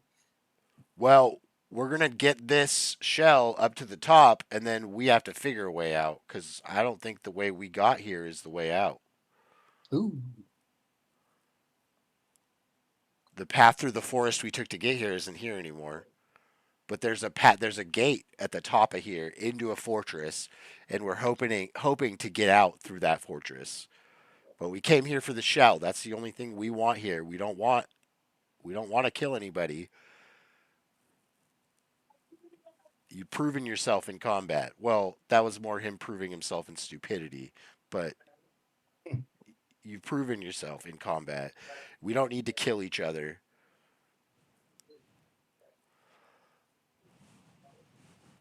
You do have some sound logic. But how do I know that you're not going to use the shell for some kind of power to destroy us with? Once we split ways, you'll probably never see me again. It's a big world. I can hear all this, right? Yeah. I'm gonna say, why would we be looking for a shell to kill people we didn't know were here? Why do you think that helps me find a way out? Because we need to find a way out too. Well, if we split ways and we let you take the shell, it would seem that doesn't help us very much. All right. Why don't we want that shell? We want to get out. You want to get out. If you how about a trade? We can help you guys get up there, and we can all try and find a way back home together. And we're gonna take that shell. How's that? I think the shell's of little use to us at this point. But a way out is clearly what we're seeking here, so maybe we could come to an arrangement there. How do we know you're not going to betray us? You Strength do in have us outnumbered. numbers. Strength in numbers. We need if we fight right now, who knows? We'll probably kill you, but even if we do kill you, there isn't going to be enough of us to carry the shell. And then whatever's in that fortress, we're not going to be able to protect ourselves from. So I think if we all band together and try to get through this fortress, we can all split ways. We can help each other get out of this fortress. I think we could come to an arrangement. Sounds like a fair deal to me. What say you, Ghostface? Sounds fair. I'm still suspicious. Yeah, I'm not very trusting of things that resemble a small meal. What do you eat? Don't worry about it. Okay. I don't even know that answer. Bees. That's why they're all in his stomach and stuff. He eats a bunch of bees. Okay. That's my secret. Yeah. Okay, so I guess we'll stop combat then and call it a deal. We'll help him carry the shell out. they Hmm. they look at you and kind of gesture, lowering their weapons slightly. Like the chief does it first, and then he looks to the other two bugbears, and then they lower theirs slightly, and then he looks over to you, Frizz, and is like motioning with his eyes for you to lower your musket. Yeah, I do so. And then if uh, Candyman and Ghostface respond by also lowering their weapons, then they're going to start moving with wide berth, like keeping like 20 feet away from you, over to the shell. I don't so much have a holster for mine, but yeah, we'll put the hand down at my side. Oh yeah, I'll put my hand on my side. All right. It's a large shell, though. So they all go over to the shell, Yeah, I don't know the and shells. and the weaker one, or the weaker two, sorry, the smaller of the two just begin pushing the shell, and the shell, like the bottom of the shell, is clipping against all of the rocks, and it's getting stuck like every couple feet. And this other bugbear, obviously the smart one, flips it over so that they can just roll it. So they use the shell's natural circular shape to roll it over to underneath, like where the hole is. And then they begin fastening the shell at the bottom with the hooks. They fasten it to the chain, and then they look back over at Ghostface and Candyman to make sure that they aren't going to get stabbed in the back, and then they climb up the chain into Before they do that, before they climb up, I'm gonna say, I guess, in common, so everyone can hear me, so there's no distrust. I'm gonna say, I really want to check out what's deep in what's down in that water there before we leave. the bugbear Biggin. He looks at you almost with like a look of scorn, and he kind of laughs, and he's like, "Your curiosity will be the end of you. We got what we came for. Let's just go. This whole place Mm, reeks of death." Suspicious. but it's That a is where I jeep. fell when we first entered the chamber. I remember that much. Okay. All right. If you relay that to me, I guess I'll be done. Well, I Well, want to know what's but down they there. left.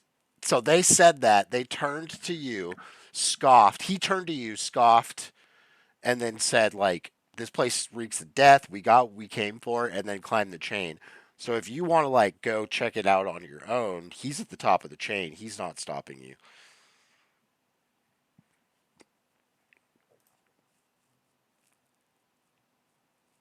I figure Candyman and Ghostface are near the cave since we helped them push it over here. They did it most on their own by like rolling. They didn't need your help once they started rolling it. So they were kind of like keeping their distance from you guys because they're worried that like the second they turn their back, they're gonna get stabbed. At least So, we're working with these creatures better than the little chubby angel. so I'm gonna take this rock I found, light it, and do my best to find a place, an ideal place to drop it down. Okay, so the drop off is sudden where the blue circle is, and it goes really deep. So once you step to the edge of it and you drop the stone that's lit, you see it fall about what you would guess is about 40 feet, and then looking down into the hole now, you see a collection of like bird-like humanoids that are crushed and broken with their limbs facing all kinds of different directions. It's more like an amorphous pile of like bird pieces that is gathered at the bottom of this pool. Oh, Interesting. So I think I might know where those came from. is there anything valuable looking in there? Give me an investigation check.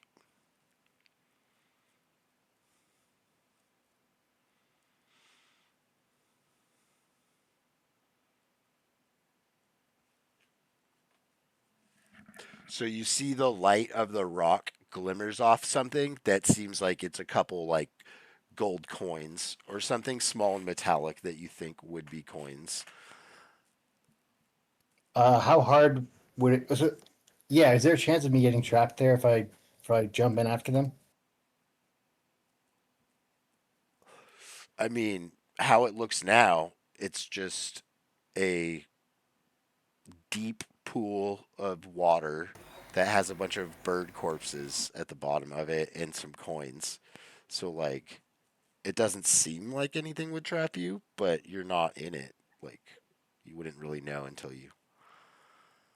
All right. Well, everybody left me here, so that's unfortunate. But I'm gonna go in after them. I think that Ghostface and Candyman are still at the bottom, probably watching what you're doing before they go up. What are you two doing? Hmm. I'm I watching. figure I followed him part way over to the cave entrance and then stopped to enjoy the show here.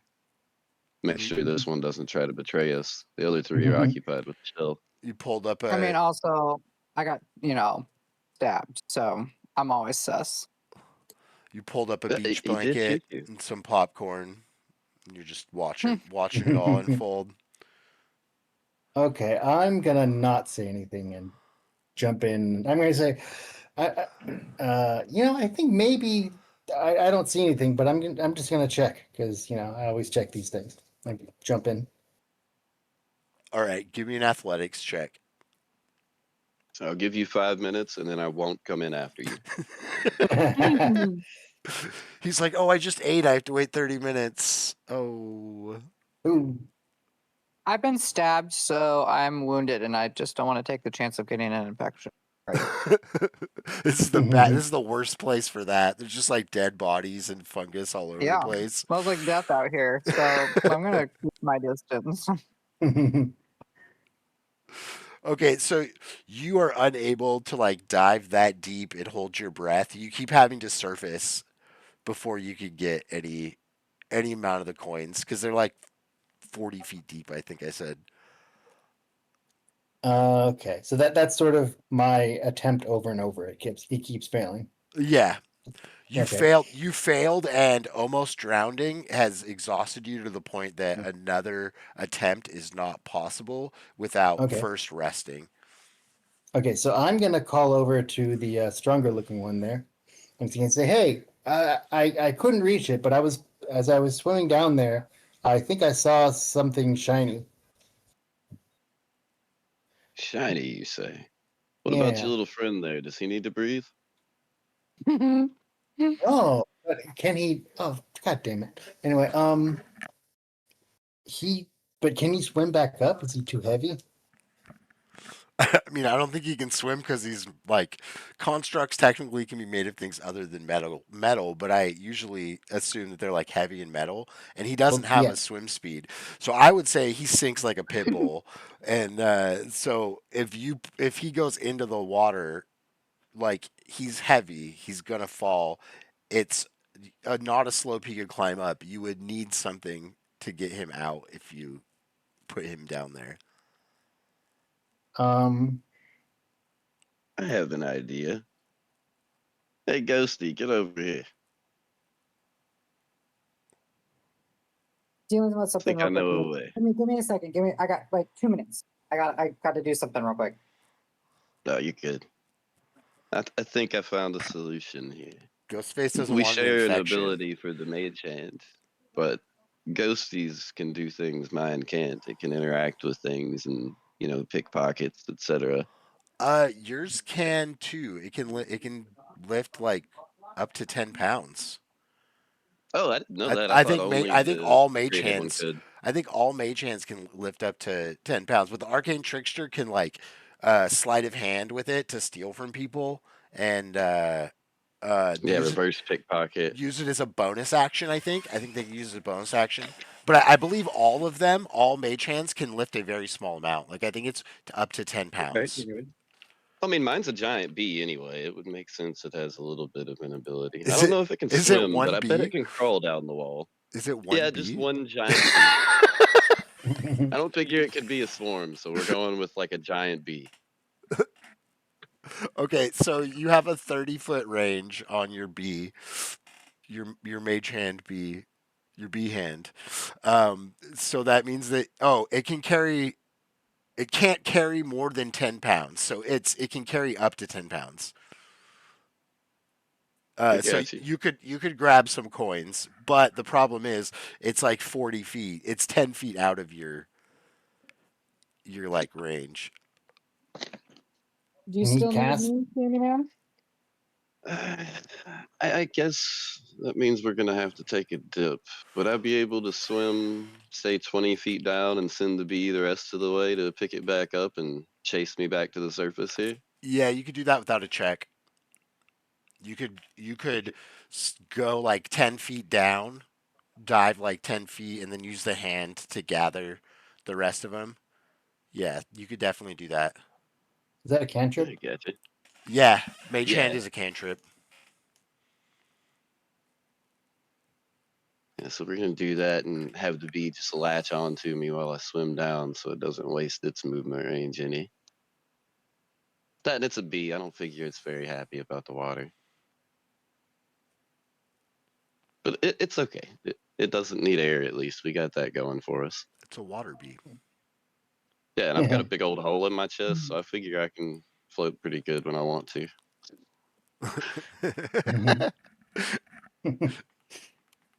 So what did he pull up? He pulled up 2d12 gold coins. So since you Flip it. did it, do you want to roll it? Since you're the one who Oh, rolled it. you got doubles. Hey man, that's average right there, right? That's 50 Heck yeah. percent of what it could Great be. mid. Average is all that matters. Average is still good, guys. Hey, I'm not saying it Average is- isn't. Average is not below average. Exactly.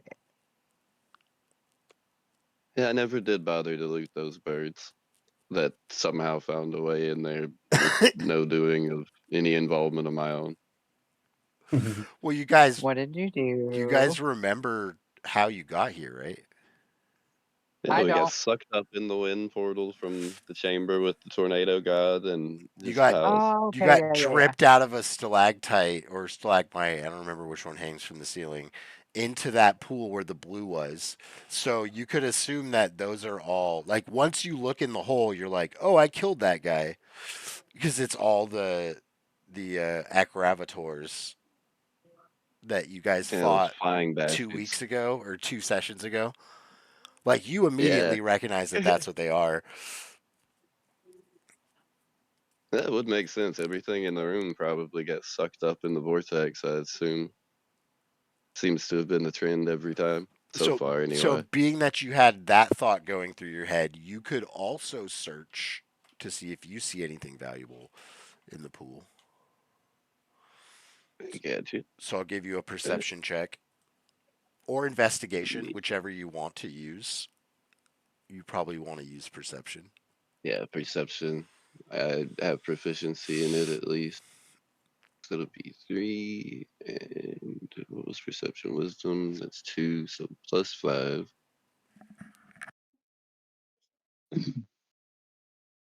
And 12. Yeah, you don't see anything. You think that that gold was basically the only thing of any value that was on these corpses. Yeah, after all, they were non-corporeal. They probably didn't have deep pockets. Well, at least the big guy. They can't hold too much because they got to stay light. Wait, so they can fly. non-corporeal, that's a big word. Candyman would never say that. So you hear from the top of the thing, what are you guys doing? Are you gonna come up so we can pull this up, or are we just gonna pull it up and you can find your own way up? I said, yeah, we're coming. Yeah, we better And not miss our free ride. I'm gonna go over and gesture for you guys to go over.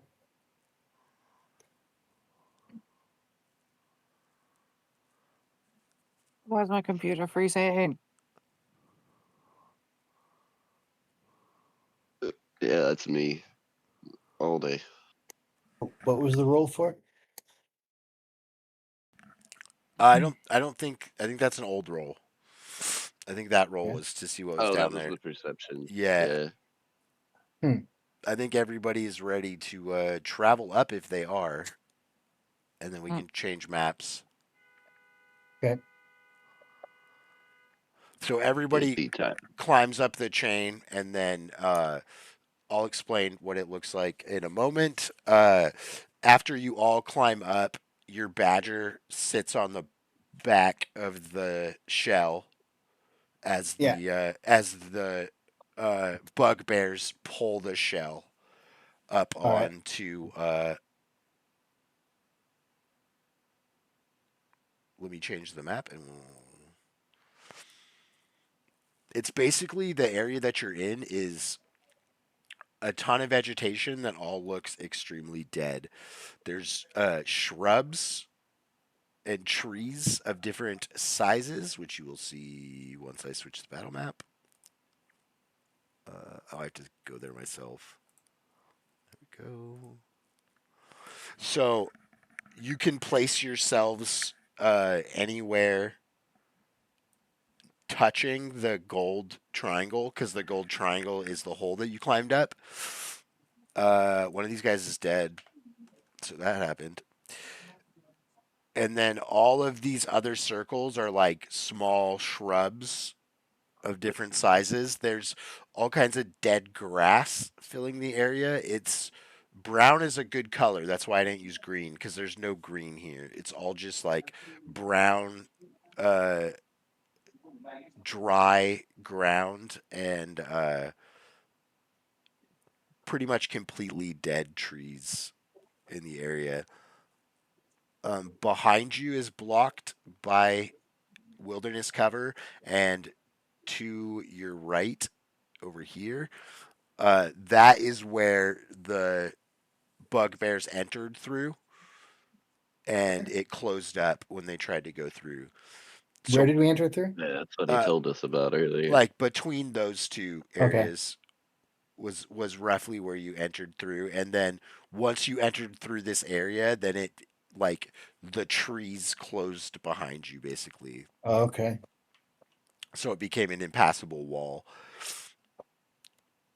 So once everybody gets to the top of there, the bugbear chief looks over at like the group collectively and points out, so this is the door Well, to hold the on. fortress. Where's everybody? We're not all up here.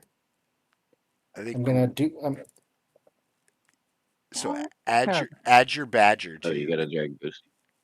How do I add the badger? Just drag him Does onto it the not map. show in your journal? But he's okay. Okay. It's a different map. So Yeah. that's a different token on a Fair different enough. map. Yeah. Fair enough. Okay. I'm gonna say, hey guys, guess what we found? We found 12 gold. I think it's fair if we sort of split it both ways. Because you It's found. fine with me. He's I like, have little use in such coinage. he's like Cool. you found money. Here, hand it to me. I'll split it up.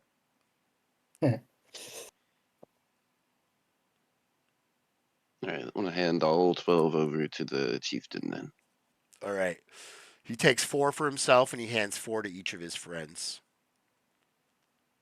Oof. That's the way to split, I suppose. He kind of laughs when he does it too. Like he takes the coin and he hands it over. And so Hey, then speaking of, how much do you think this shell's worth? the shell is priceless, according to the Bugbear Chief. He says that there's legends that have been spoken about it, and that it holds not only arcane power, but it also has the power to change fate. He says. Keep in mind, a Bugbear Chief has 11 intelligence, so they're not dumb. Siri, how many days in November? It's 30 days. He's smarter than I am. Oh, by Yeah. the way, I'm misquoted. My intelligence is 6, not 7. Oh, okay. It's Oh, even worse. it's 7. I can barely even understand common language. You understand the The universal joke goes over language. my head every time. Pain. Mine's 18. So 18. Yeah. Ghostface I'll does the help you. thinking. I will help you. That's why we I'll help- hang out. Yeah. You're Mhm. the bronze, I'm the brains. Yeah, Frizz kept looking to Candyman being the bigger one. Okay, so the leader points out this door and says, this is the only way through that I've seen. And if you draw your attention to this tree, and he points over to a very large dead tree that once you look at it, you notice that there is a body it's not quite fresh. It's like probably halfway to skeletonization, and there's a large stake Right. through the chest of this corpse that's going into the tree itself. And the corpse, the body is facing out, so you can see its face and you can see its hands, and the stake is going through it, connecting to the tree. You see grasping in its hands, hanging from one of its nearly skeletal wrists, is a key, like a large key. And the bugbear points and draws attention to it and goes, I think that might get us into the fortress. How far down? It's a sharp eye. How far down is the key? So the key How is far in up? the key is like the same level altitude as you are. Hold on. I'm trying to get this to go away. Go away. Go away. Okay. It is 75 feet from that cultist, 80 feet from you. And there's basically just like a figure, like a humanoid of average Yeah. size, that is pinned to the tree, so that Yeah. they're looking towards you, and it's on ground level. Their feet are touching the ground, so they're not off the ground at all. Huh. But they're staked, you said, by their hands? Through their heart. Oh, okay. So their chest is staked through, and the stake that's connected through is like, it looks like a piece of the tree. Do I know why it would be special that it's staked through the heart? Or Let me or take what reasons it might be special? so let me take a look at your character sheet real quick and see what you have.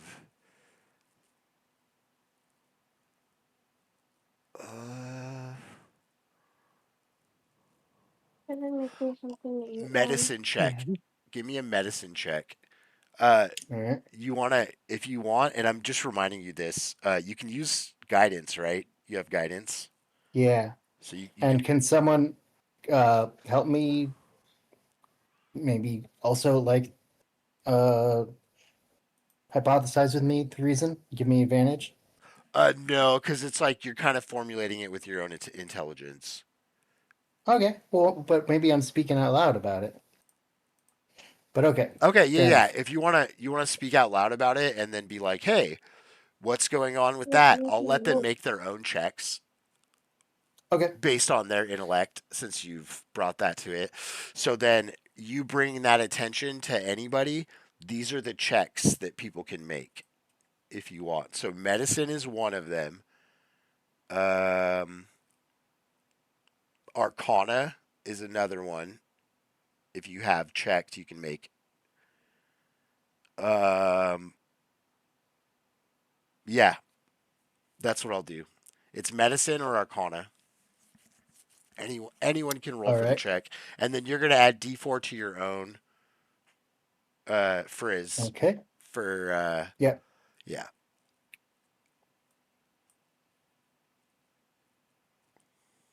So 29. So Oh no. I forgot the D4. Yeah. so that's definitely enough. Oh, whoops. So in your experience, this is like overkill to kill like a normal mortal human, and this is the kind of thing that you would assume, or that you like. This is how you would kill a vampire or something, where Yeah. you're deliberately trying to take out its heart. Because what the stake, it looks like what the stake has done, it's lined up exactly to where this corpse's heart would have been.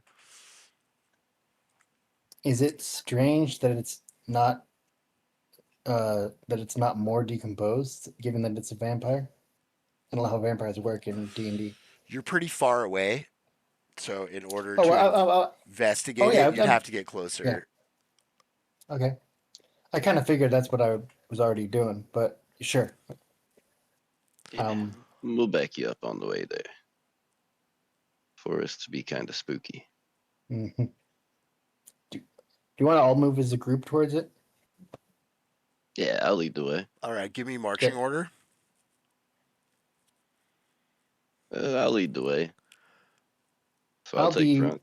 Okay, I'll so be right behind you. everybody line up next to Candyman how you want your formation to be. Because Candyman's going to be at Okay. the front, and that'll be marching orders. We're going toward this spot. I'll wait for other people.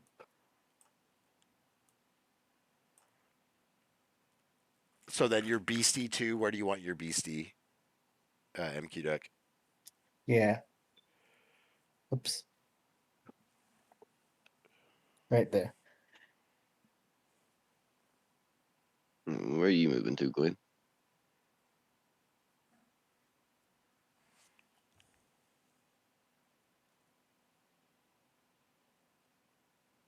Apologies, I was dealing with a 11-year-old. Munchies. No, 11-year-old. I'll roll up over here. No worries. Take your time. You're 2 months from 11. Do you want me to give you the benefit? Okay, she's 10. I was dealing with a 10-year-old. Yeah, I was like, Forgive what? me. That was a quick year.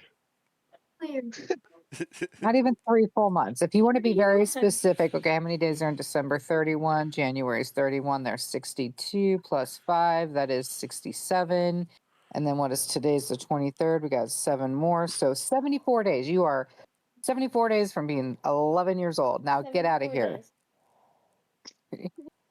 I moved. My You bad. tell him. My apologies. No worries. All right. So as you get closer to the shrubbery that is around you, you notice that some of it starts moving. So I'm gonna need everyone to roll initiative. Ooh. And then we're doing. Oh, hold on. Just ignore that one. Ooh, shouldn't have said that.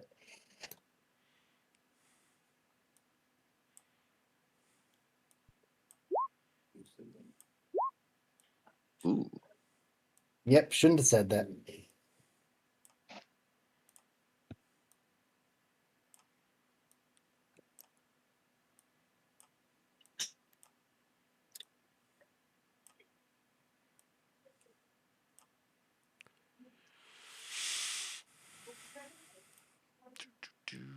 Bear with me.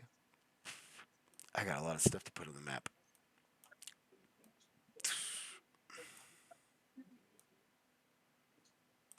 When the trees start speaking demonic.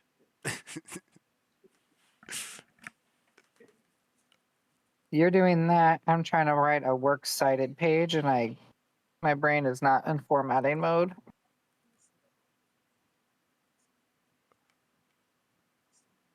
Those are in fact words. They are right. Did I say words? Because I feel like I didn't. Yeah.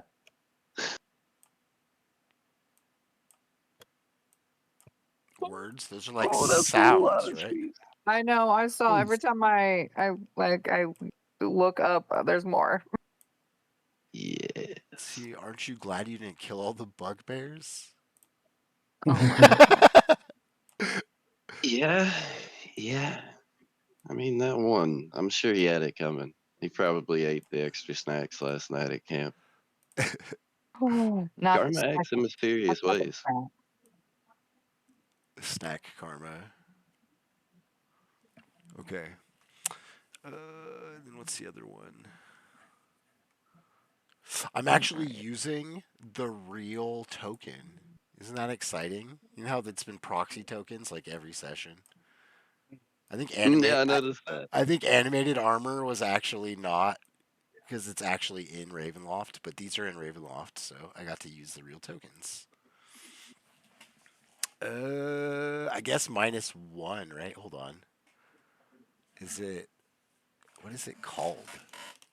It should be in here because it's in the Ravenloft book. Hold on. I don't like this. This is looking like some freaking Frost White Walker stuff going on. Okay. There it is. So would it just be... Yeah, there we go.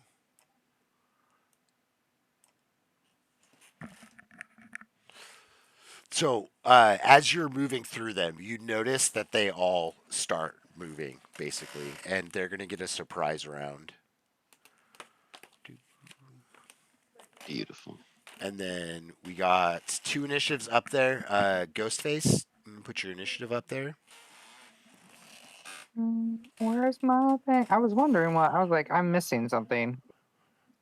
I can add it manually too if you want, but I don't think it attaches it to your token that way. All right, so we're doing... You gotta highlight your token. Oh, Click yeah, your yeah, character yeah. thing. Pick my Yeah. character, then do it. Okay. It's like, why is it Yeah, not it's that one. working? You showed me too, right before. I was like, I do it I know. every time.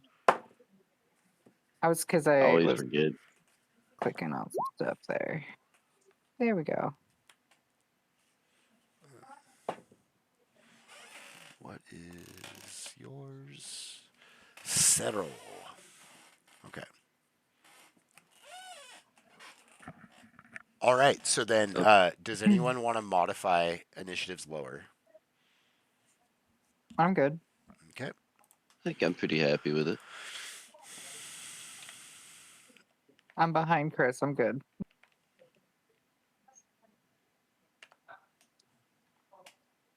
Twiggy.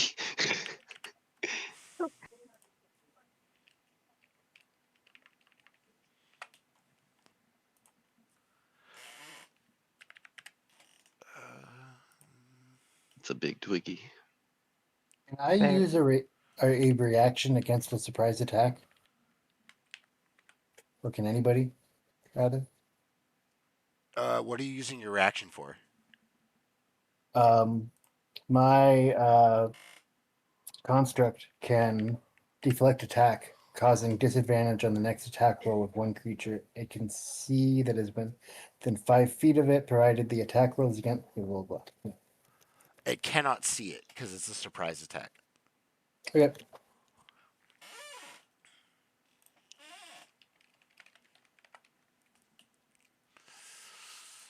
And then I think I have to modify these manually, right, to move everybody where they need to be. It's weird it doesn't sequence them correctly. 14 there. Okay. Oh yeah, and then we need the bugbears. Man, can you imagine if Brooks was here and he Yeah, don't summoned forget them. demons? Oh my gosh, no. Oh, God, that would be a turn order. You'd be rolling against yourself for hours. Yeah. Mhm. Wait, why am I? It's okay. It's okay. Why I am I? promise to make short work here. Is this me? No, that's you. So yeah, where am I on here? Should be at the bottom. I think you have the list initiative. You might have to Yeah, scroll. 5. Oh, I need to expand it. Okay. Yeah, I'm adding everybody in. This is what I should have been doing the whole time earlier. So this is Needle noodle. oh yeah, I have to rule. Okay. So then that's a 10 as well. Well, that's confusing. We're going to have him go first. Cuz he's smart like that. Okay. So the first thing that's going to happen is a surprise round. So that's going to be the Twig Blight is going to attack your Steel Defender, which has a 15 AC, it looks like, and Twiggy's got +3. Oh, he critical failed on attack. Okay. Oh, I got to get a critical fail chart made for next session. Okay, Candyman. Oh wait, actually it was an advantage because it's stealthed. He still misses. Okay, Candyman. Oh, 1 is a hit. Okay, so then you're gonna get hit with the Twiggy. D4 +1 damage. You take 2 piercing damage. One is a hit. I gotcha. And you One, said no, the no, no. Form of Dread doesn't wear off, right? So I'm still in it. Yeah, you're still in it. Well, it wears off. Okay. It wears off in what is it? A minute? So 10 turns, doesn't it? And I don't. I can't I'm pretty remember, sure it does because I honestly. had a Form of Dread Warlock and I'd have to Oh keep no, track you were of. saying that. Yeah, I misremembered. I was thinking of how you said that you don't get knocked out of it when you lose the bonus HP, not so much the time duration. So I'm gonna assume that's gone now. Yeah. You have the Okay. temp. You have the temp HP still, but you don't Oh, have because temp HP doesn't go away until you long rest or you lose it. So you still have the temp HP, but you don't have the fear effect. okay. What I meant by one of them was a hit was that one of my rolls, not that it was a 1. You only took Okay. 2 damage from that one twig blight, and then this is actually this way because he was touching one of those. Miss. Okay, and then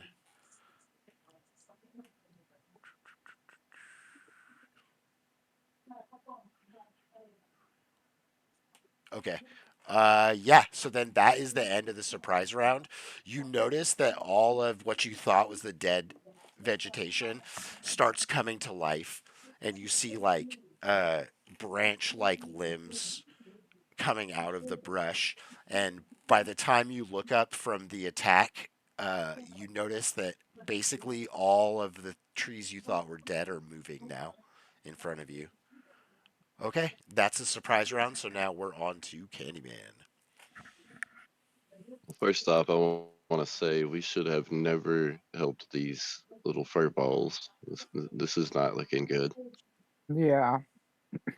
What's the logic there? Of all the ways to go, Mm-mm. at least they're more honorable than the little angel fellow we started with in here. I'm gonna cast invisibility using my shadow touch feat, and that's gonna be my action for the turn. So And then invisibility does not immediately put you in stealth. It just makes you invisible. I got you. And I have to move away from the one nearby me to stealth anyway, I would believe, yeah. Yeah. Invisible doesn't make it no, it doesn't make it so you don't provoke an attack of opportunity. No, because it's like the invisibility is like predator invisibility, right? So you're looking at something and it's altering the the world around it. So like you Okay. aren't when you're invisible, you aren't stealthed automatically. You actually have to stealth, but you're concealed. They can So still like feel, if hear, you and moved smell away from you. someone, but I would say since he's base to base with somebody, he couldn't just turn invisible and go stealth because he was practically in combat with them. Like they just attacked him, so they would know where he is. Okay. I think invisibility gives you like a plus 20 on stealth or something, but I don't think it immediately stealths you. You have to do an action to Yeah, stealth. I'm gonna go ahead and take the opportunity hit, and we'll move 5 feet this direction. The opportunity is a hit, and you take 4 And does piercing. that knock me out of invisibility, No, or am I still invisible? you're still invisible. Okay, I can't remember. I don't have that one pulled up at the moment. I'm pulling it up right And now. can I use my bonus action to dash, or is that only the rogue with the cunning action thing? Only the rogue with cutting action. Oof. Okay. Would drinking a potion take me out of invisibility?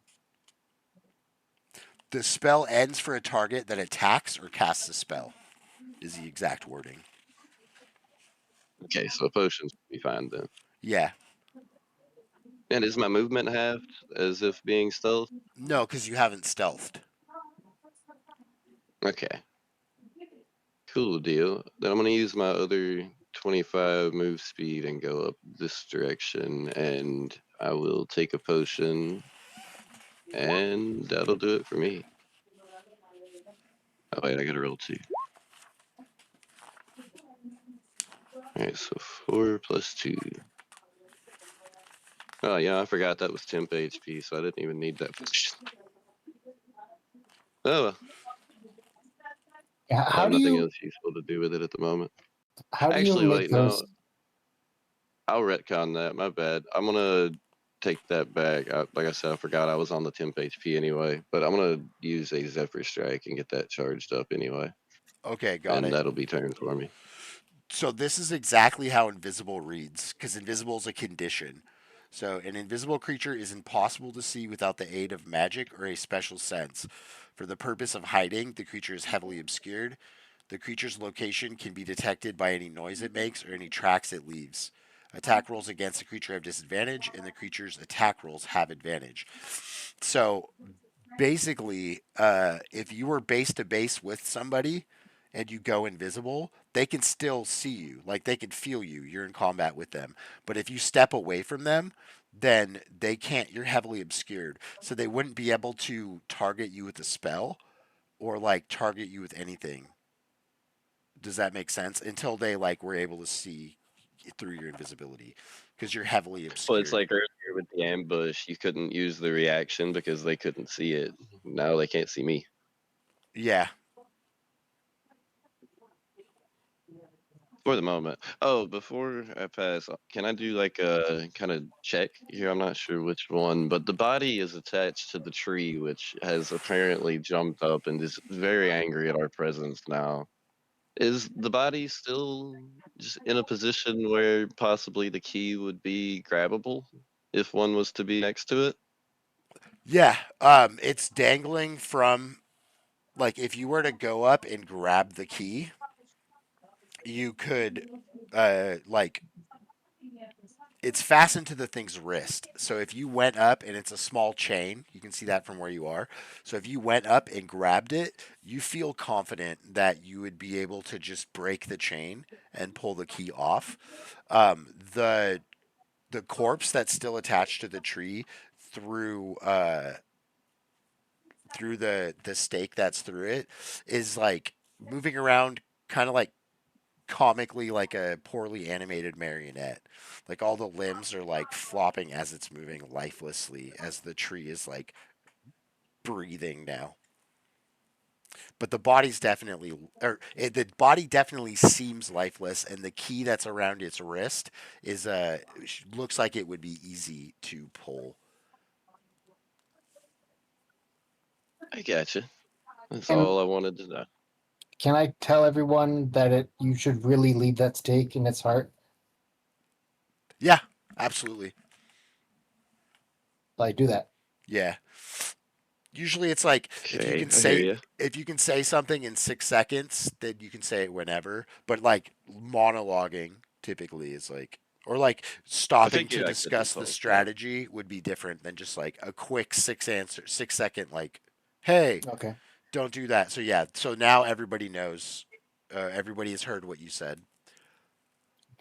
Yeah, in my one of the groups I played, every turn that anyone took would be like 10 minutes of debate over what they should do.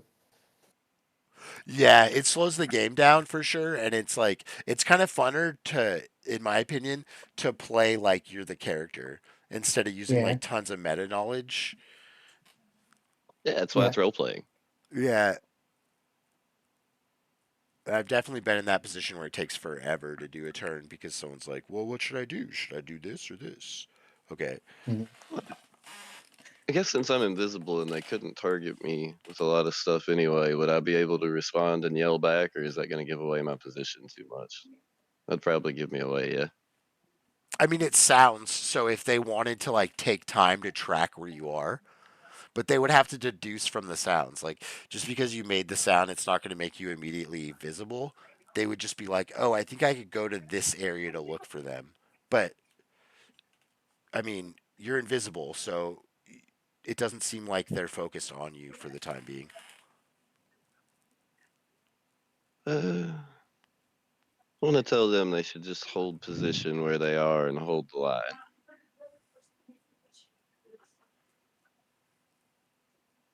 That's about all I got to say. All right, got it. So Twiggy's up. Them Twiggies. Okay.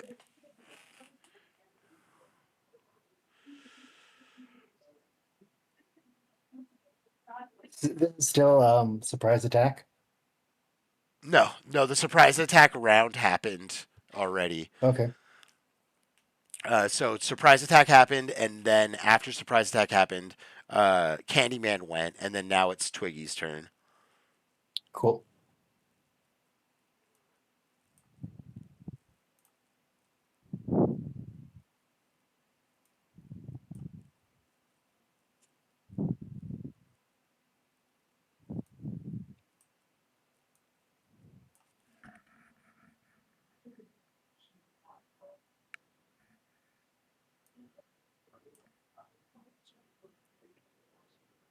Ooh, that's close. So you notice first all of the like what looked like bushes on the ground that started animating, all start creeping forward, almost on all fours. You notice that unwaveringly, the two closest to you, Candyman, turn to face you and then move to your direction, almost unfazed by the fact that they can't see you.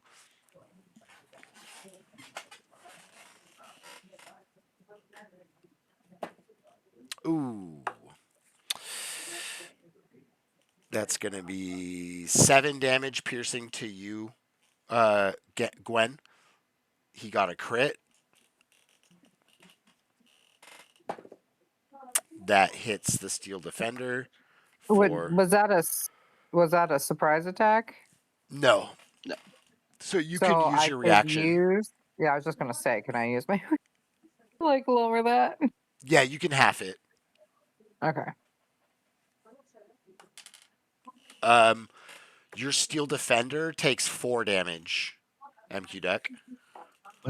What happens? How does it take 4 damage? The twigs, uh, both Oh, move towards your group, and then the twig that it was the same twig that attacked it last time. So okay. it attacks it again. You have the ability you can use as well, right? If you can That would see be it. it's a reaction. So can I use the reaction? Absolutely. Okay, then what precisely does it do? It deflect attack. So it has disadvantage on the attack roll of one creature it can see within 5 feet of it, provided, yeah, Okay. disadvantage. Okay. So then it has to roll again to hit. And it still hits because you have 15 AC. So yeah, Okay. it still does 4 damage. Okay. But I did impose. I rolled a 15 and then I rolled a 14. So unfortunately, I rolled high. Okay. Oh yeah, and then I have to roll against myself a million times. Hold on. That's a hit. Not a hit. Not a hit. 5.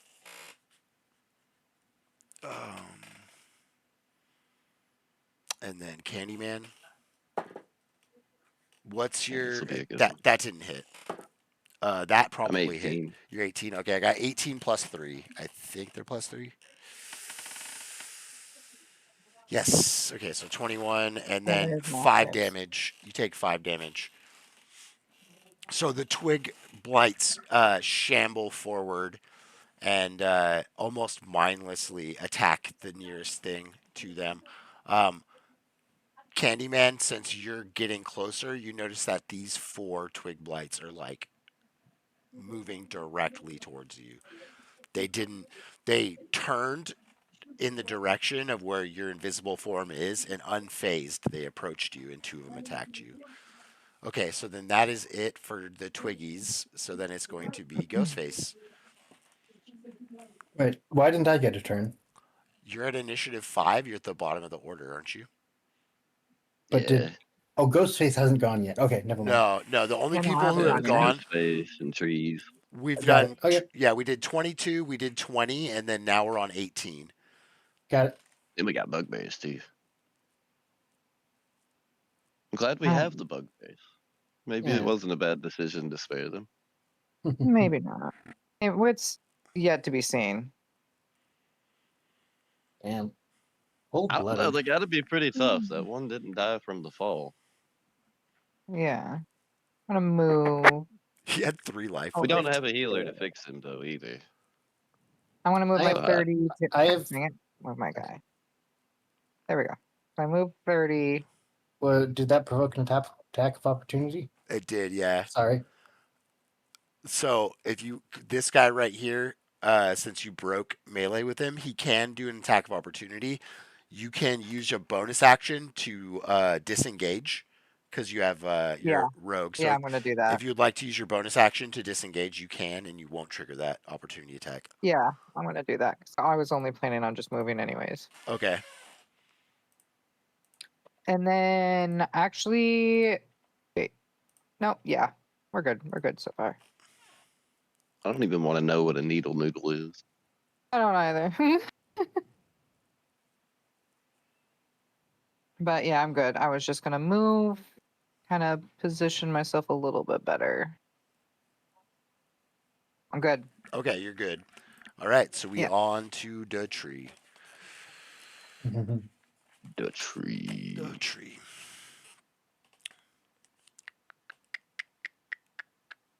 I ain't even got to ask which one that is. Mm.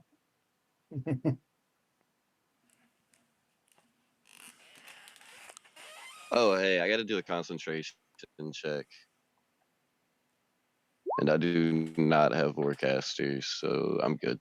Okay, yeah, you did it. It's only 10 for the Yeah, I check. almost forgot, but I was concentrating on Zephyr Strike still.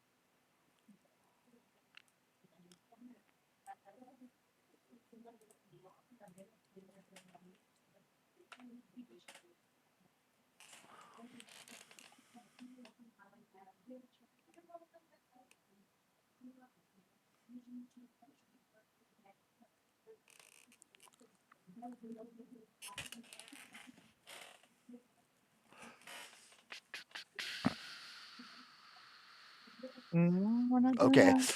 so the tree starts. It kind of starts leaning to the left slightly, and you notice half of the root structure pull up out of the ground, and its roots hit the ground, and then it leans slightly to the other side, and it unearths the other part of the roots, and then it just starts lumbering forward with like a purposeful, at like a purposeful pace, but not a rushed pace.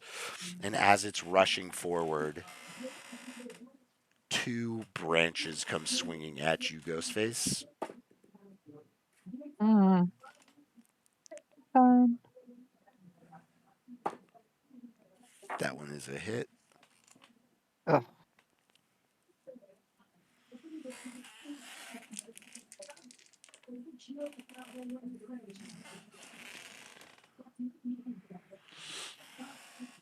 So the branch moves forward, and one of them you're able to dodge, but as you're turning to dodge from the other one, the other branch comes in and hits you solidly for 19 damage. Oof. 19 Like- bludgeoning damage. Oh, he bad. Can I Um, use it to lower that at least a little bit, or am I kind of SOL on it? you have that thing where you can use your reaction, Yeah, but the uncanny dodge, but no, you went again, so you have your reaction oh, again. okay, So you can do okay, it, yeah, because you used your reaction once and then you went. So you get another reaction at the beginning of your turn. And then now you're okay. going to use your reaction again.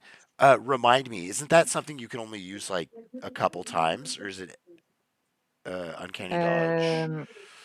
It just says starting on a 5th level when an attacker you see hits you with an attack, you use your reaction to half the attack's damage. It doesn't tell me how many times I Okay. can. You can just keep using it. Yeah, Yeah, side of okay. them Yeah. did that. Yeah, that's same super place. powerful. All right, cool. So you can Yep. half it. I'll double check on the site real quick. I just checked. I think I you're mean, good. still 19's a lot. Yeah, I so would bet. 19 because to when I'm doing 9. the sheets, I always cut the bulk. Yeah, so half of 19 is am I doing 9. 9 or 9, yeah, it's always rounded down. In D&D, you always round down. ugh, Unless I it need a says closer otherwise, look. you always round down. Yeah, Okay. just to make sure, I'll look it up in my book, but I'm pretty sure these rules are correct. Uncanny dodge is standard, right? Standard 5th level. Yeah, you can use it as long, but so it's once a turn, right? Because you only have one Yeah. reaction. But yeah, awesome, very powerful. Okay, so that was the tree. Now it's Vin Vin. I want to set you on fire.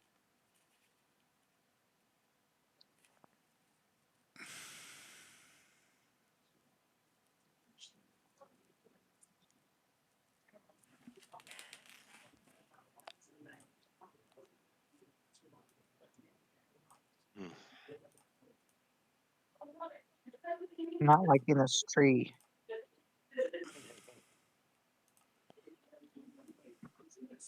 I don't know. Safer to take out weaker ones first.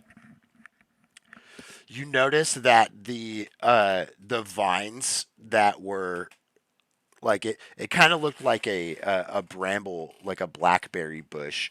You notice those start grasping out at the ground, almost like kudzu, growing really long and then pulling itself as it rolls forward. So all of the vine blights move forward. Now it's the needle noodles. Okay. I'm not That's done. a scary name. Yeah. Needle noodles.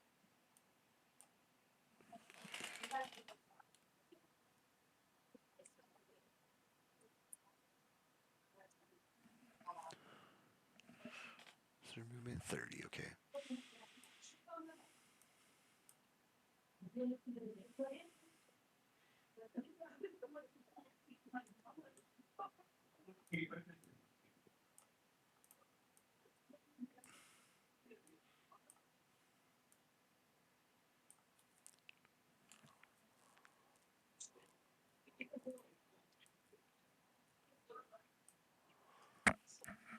You see next to the vines these like almost they look like tiny sapperlings of conifer trees.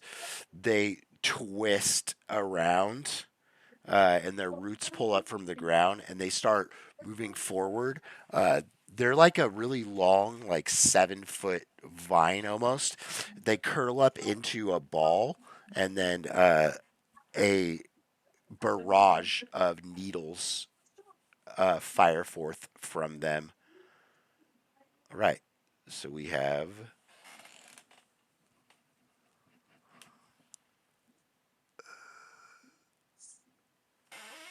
What did you do last week, Candyman, to make it so much harder?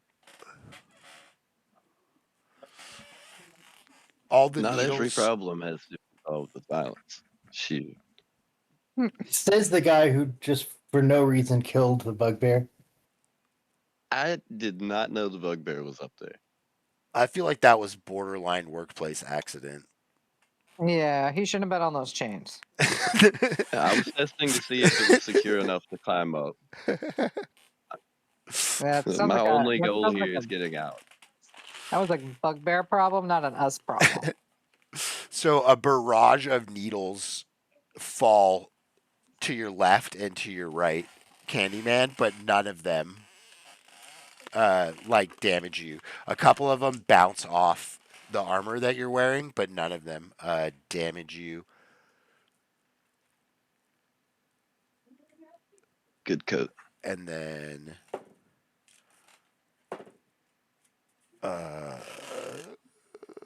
that's a miss too. Okay.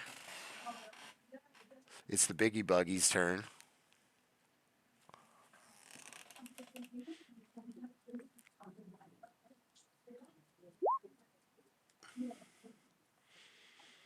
He makes 2 attacks. Hit. Hit.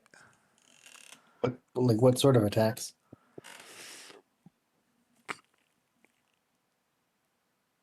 He swings Yeah, he- wildly. He swings wildly. With he has 1 morning star in his hand, and a couple javelins, like that are sheathed across his back. So he targets this one first, swinging wildly with the morning star, and he connects with it. And then he whips it back after connecting, and then strikes backwards to hit the one behind him. So let's see if he hits both.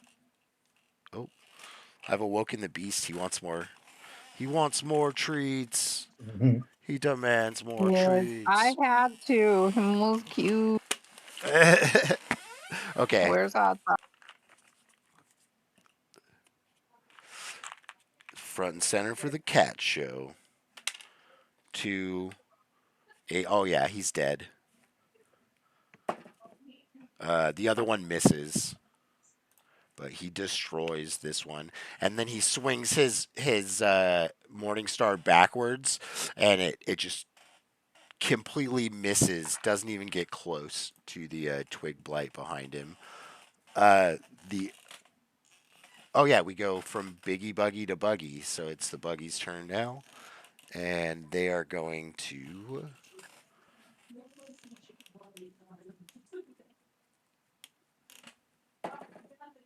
miss is what they're going to do, and hit, doing enough to kill that one. Okay, and then they move here. All right, MQ Duck, you are up. Okay, give me a second. Okay. If I can move through friendlies, right? Absolutely. So if I so I'm going to go through my a guy there, and then fuck, and then he's still there. I'm gonna go here, which I assume provokes an attack of opportunity, or rather, if I do that, if I do the things I'm describing, Will it provoke an attack of opportunity? It will once I you assume enter so. that space. So Yeah. you were in. And Yeah. then can my does it still have disadvantage? That's actually because I'm reading it. It doesn't imply that the I thought it disadvantage was ever next goes away. attack. The The next defender on. imposes disadvantage on the attack roll of the creature it can see that is within 5 feet of it, provided the attack roll is against a creature other than the defender. Don't say anything about it ending.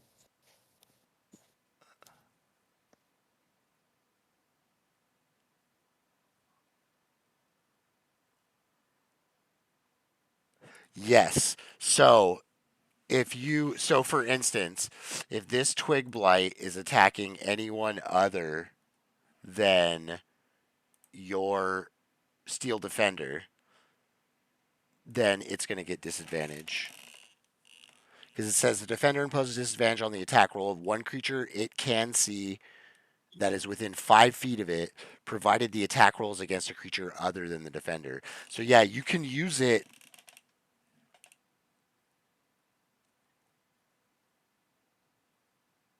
It has to be within 5 feet of the twig blight. And once it's within 5 feet of the twig blight, it gets disadvantage on all attack rolls that aren't attacking the defender. So that just stays until we're no longer within 5 feet.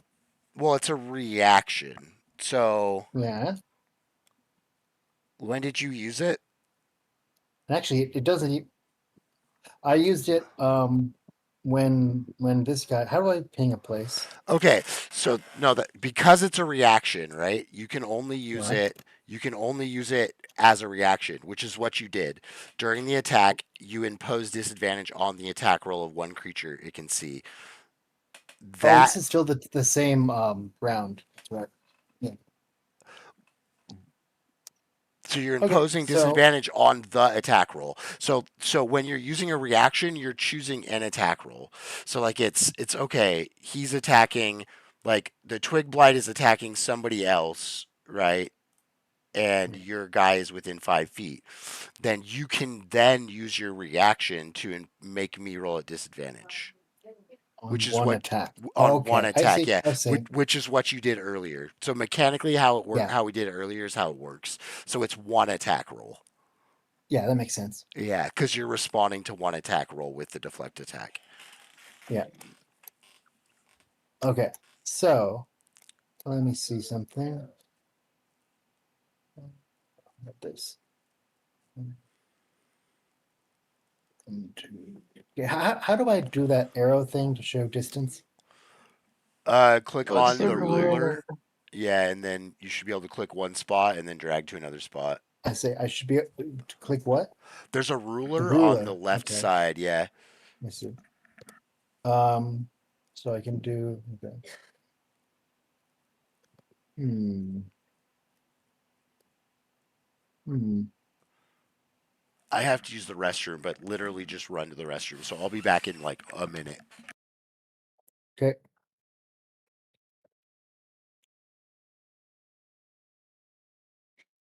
Do you happen to know Misty Step there, my short little friend? I do. But I'm not. Why? I mean, we could just grab the key and bolt Run. for the door. I got a good thing to do first. I mean, I've no need for the shell. I would like to survive, though. Yeah. Yeah, because my life is already at almost half. So I'm gonna running on some fumes soon. I'm back. One bad swing. Sorry about that. I'm back. Okay. So I am. Is it possible to create like an oval around me, or yeah, no, or rather a circle? Which is Yeah. an oval. So I believe you can do it. I believe you can do it on your own. So select the select cursor now instead of the measure cursor. Click on yourself. Click the cog, and then Yeah. at the very bottom it says token aura, and you can give it a foot for the radius, and then tint the color whatever color you want. Yeah. That's how I gave you visibility down there. Was I just gave you a 60-foot yellow circle. So, uh,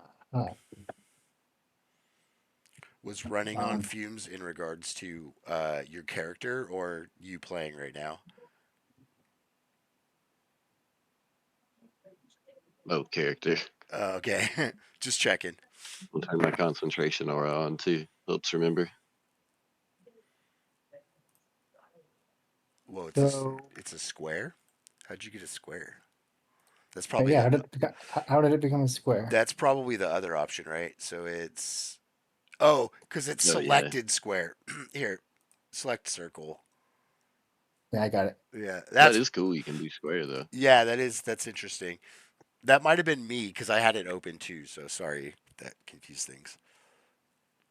So let's see. If I was here, if I ooh, okay, I'm gonna go So you did move here. past the twig blight. So you did trigger an attack of opportunity Oh if yeah, this is where you're yeah. Go moving. ahead. Okay. Yeah. Oops.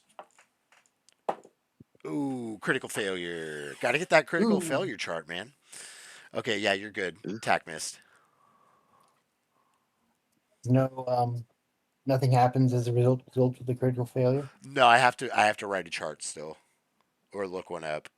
For now, a critical failure is just a fail. Aw. Okay. Yeah. And I am going to use one charge of my, where is it? My Pipes of Haunted that I made as with replicate magic item infusion. You want me to read it? I'm gonna pull it up right now. Okay. Are you proficient with wind instruments?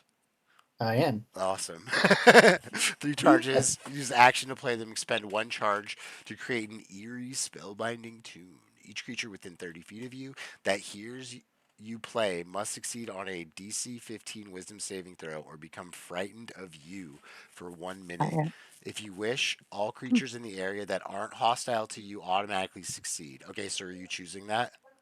Yes. Okay.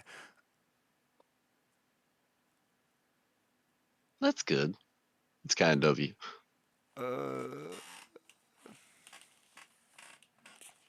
It's a big radius. Bugbears are friends. Hour now, Mom. And you said soon. Oh, hey, cool. I thought they were Mhm. going to be immune to frightened, and they are not. So that's wonderful. Oh, It cool. works. Yeah, they're immune Oh to God. blind and deaf, but they're not immune to frightened.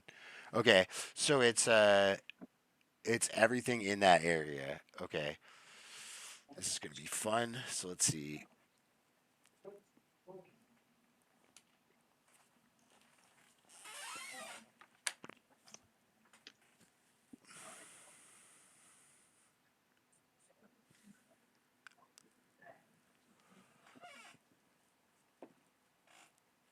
What's it? DC 15? Yeah. Yeah, nice. Okay. Here we go. This one. Okay. So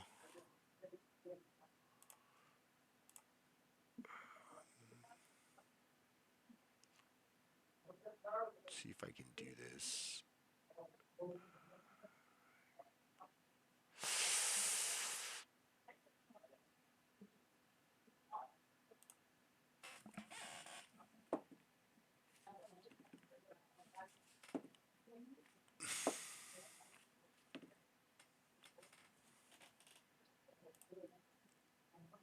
Okay.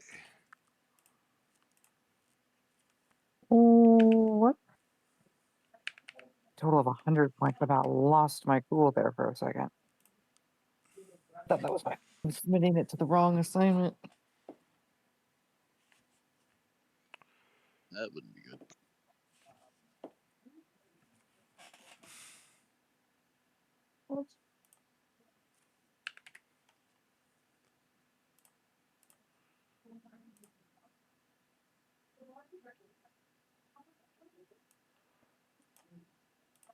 Okay, it's easier to mark the ones that aren't frightened. Why does this say it's only 25 feet, but my thing is a 30-foot radius? What says 25? Like when I go from this guy, no, not that guy. When I go from this guy to myself, it says 25 feet. But he looks like he's outside of the radius of the spell.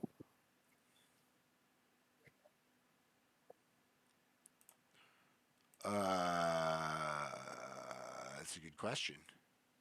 That shouldn't be the case because the token is doing a 30-foot radius from you. Yeah, let me make sure I didn't do something wrong. 5, 10, 15, 20, 25, 30. So that's 30. And mine's up to me. Oh, no, it's stupid. So, okay. So it's because it's a circle that's going around you. So diagonal distances are longer, but you don't get penalized for traveling diagonally in D&D. Yeah. So if Right. this is a radius, he's farther. See, 10, 15, because it's casting directly 30 feet all the way around you. So Yeah. if So it, we're going by it's actually a circle, a circle around me, not the square or whatever. Square diagonal movement thing. yeah, because basically like it's how you draw a circle with just a radius length, right? Is Yeah. you just take a nail in the ground with a piece of string that's the length that you want the radius of it to be, and you just draw an arc all the way around. So like that's so stupid. This is why grid is better, I guess. But like, yeah, because if you look here, it says 25 to the edge of there from here to here. But I'm happy with just making it whoever is visibly within the circle. Yeah, it's going to be visually within the circle because that's how it works. But it's just confusing because it says, hold on, does it say a radius?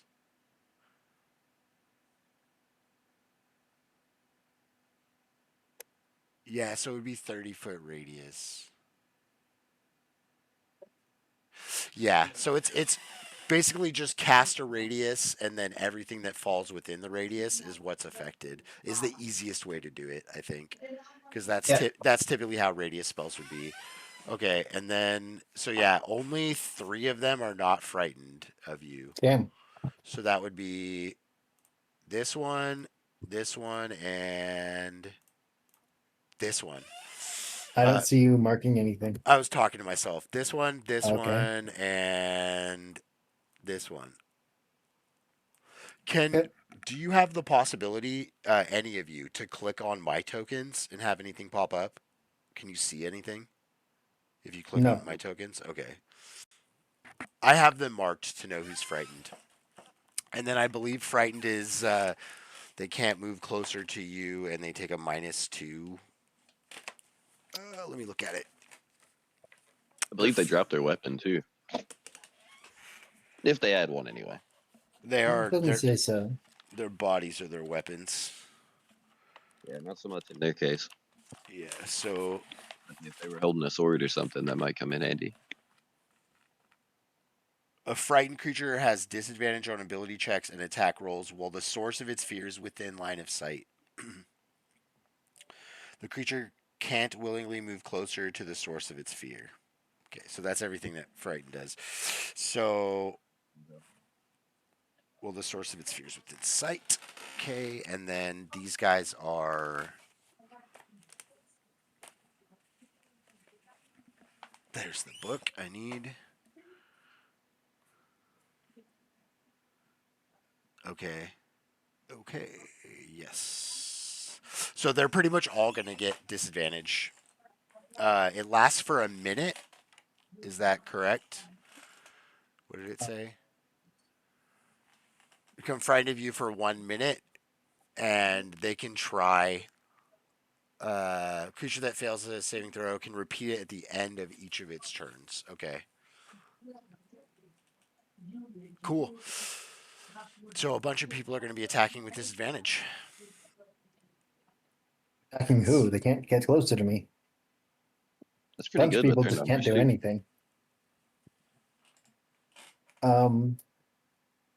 Okay, so can I I tell who isn't frightened? Yes. You could tell just And by is this looking at them. okay? It's this one, and hold on, this one. That's unfortunate. Um, how um how do I ping? You just You can just be hold on the left click. select cursor and then hold down left click, and it'll ping the area. Cool. Okay, so I am going to use my bonus action to let's see, 1, 2, 3, 4, 5.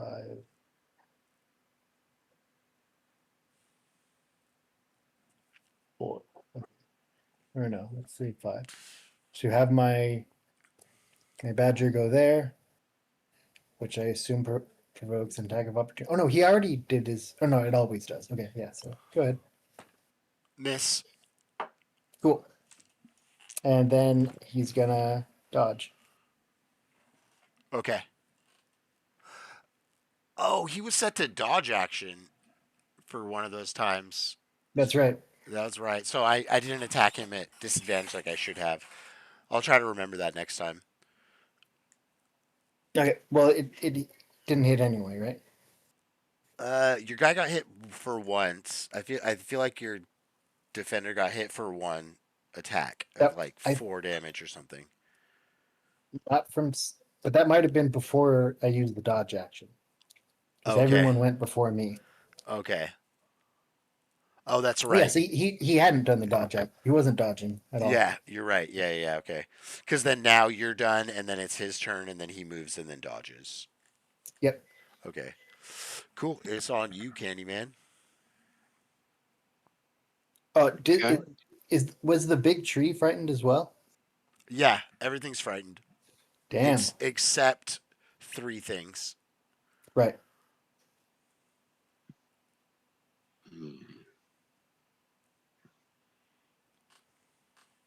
To grab the key, potentially, would that be any form of action economy? Or would that just be a free action to reach out and grab it? It's going to take your action to grab it and then try to pull it and break the chain off, and you're going to trigger a opportunity attack by doing so. Okay. Okay. I'm using Zephyr Strike right now, so I'm immune to opportunity attacks. Okay. Solid. But I want to burn 20 of my movement speed. I've only got 30 because it doesn't double unless I use my attack action. And I want to reach out and grab that key. Do I need to roll a check for it or just reach out and break the little chain? I'll give you a yeah, you'll reach out and grab the chain. You got it. No problem. You got the key. All right. And with that, let me check something here. If you come a little bit closer to me, most of them can't go towards you.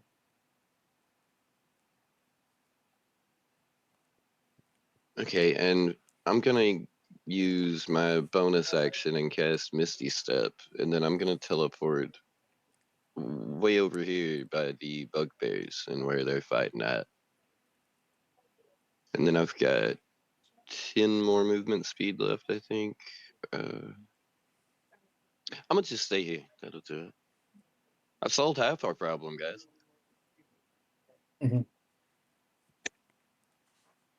All right. So then it's on to the Twiggies.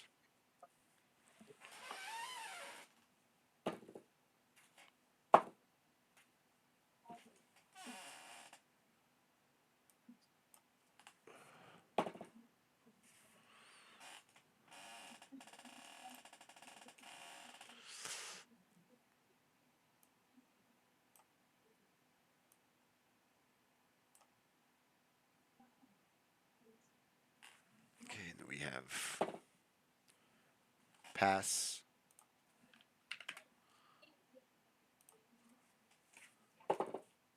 fail, fail, pass.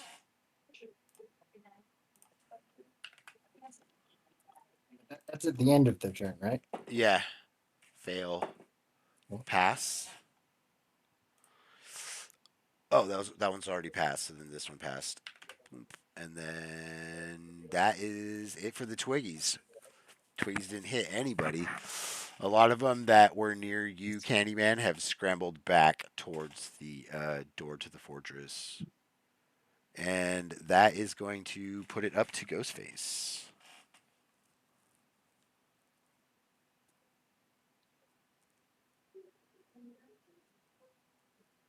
Wonder why they're Who- retreating. Logging into my kid's laptop. Give me one sec. No worries. Try that now, sweetheart. See if that works. You guys are lucky you're evil. I was just gonna grab the key and teleport to the door and have Ghostface here follow me up there. But I Well- figure you're gonna use that shell to make some powerful magic so that you can go wreak havoc on the lands of mankind. So I figure it's a noble goal. Game recognizes game. Yeah, I think I'm gonna go. I'm gonna see. Where am I going? Where's the yellow We'll box? help you after all. What is the Yellow yellow box box? Is that what you Is that asked? the door? No, Yeah, is that the door? That's the hole. the yellow box is the Oh, the hole that you crawled out hole. of, and the purple rectangle at the top of the map is the gate. The door to the Oh, I see. Yeah. I'm trying to think what I called it earlier. Fortress? Yeah, the fortress. So the key goes Which to the apparently the fortress? trees are Wait, guarding. what? Oh, Yeah, that's how we get in. The key is The going to Bugbear open the Chieftain thinks doors. that's the way out. They're large wooden doors with steel reinforced brackets, and they have a keyhole. So you assume that key is what that's for, and the rest of it is like crumbling stone or weathered stone, but it's not crumbling. Like it's still holding its integrity. When I find that little closet cherub, the things I'm gonna do to that thing. I'm gonna move here. Because I have Hey, a maybe our feeling. goblin power can make him into a new automaton or something. Yeah, maybe. Okay, so I'm moving over here. That's a. Gosh, I don't know. the way. And then. Trying to think. I feel like they're mounting something.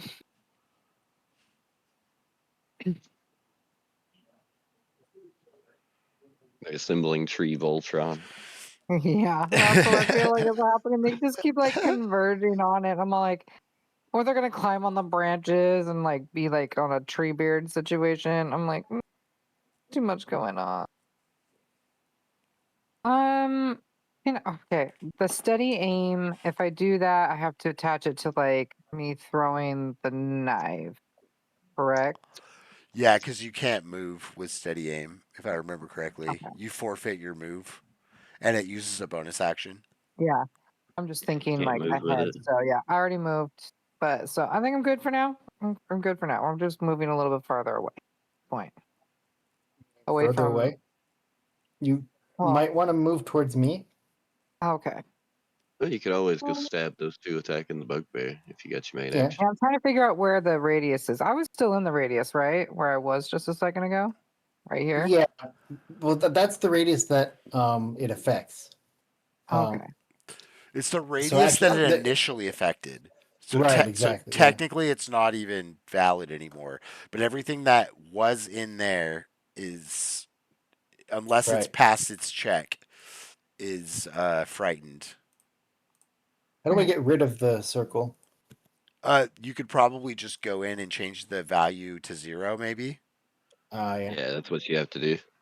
Okay. Yeah. I'll just move here then, because I feel like I'm hiding behind. Is that a solid bush?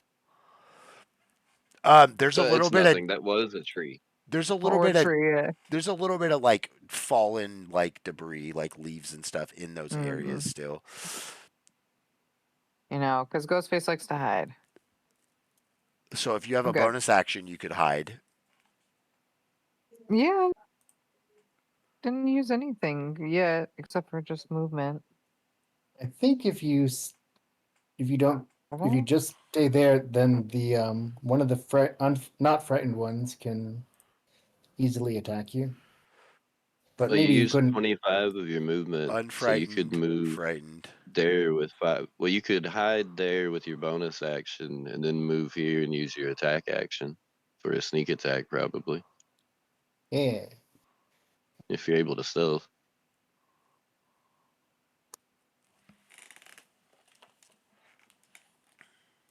Health potions are those a bonus? Bonus action for health potions on yourself. Bonus action. If you're using them on somebody Yeah. else, Can I? Yeah, I'd like to do that. I moved, and I'm since I'm a little low, I'm gonna use that to take a potion. okay, so 2d4 plus 2, you're gonna. So I think I There need we to go. do this to show Of course. these See, people. you know what? I'm better off rolling my own dice. I need to go find them because this is absolutely atrocious with how low I keep getting. Oof. It's 4 HP. It's 2d4 plus 2, so. I mean, 4 is better than 0. Absolutely. All right, then that's my turn. Okay.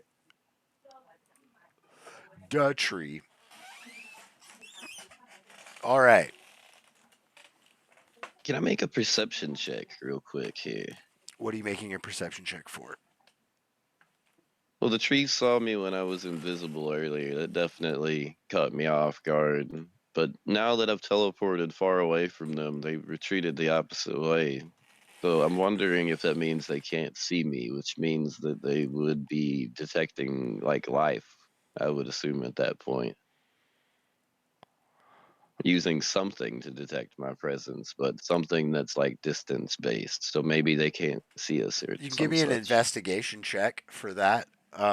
If you voice this to the party, they could also do an investigation check if they know what you're trying to figure out.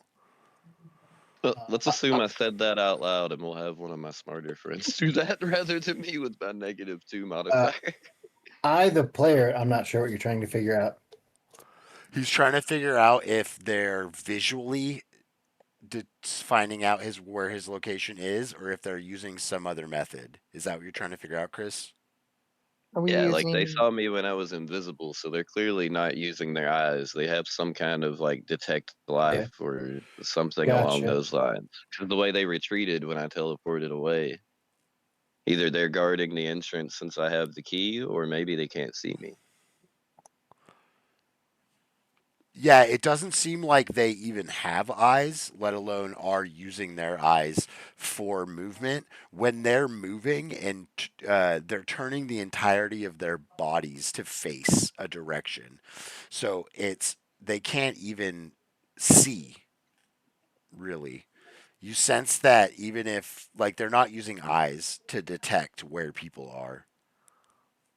Mechanically, it's called blind sense. Blind sight, sorry. Okay. Candyman's not too bright, but he does notice when an ambush fails. That stands out. That's not right. You're not supposed to see me. So then I guess probably Frizz would telegraph that information to Candyman. Since you asked the question. All right. Now it's bonking time. Indeed. Indeed it is.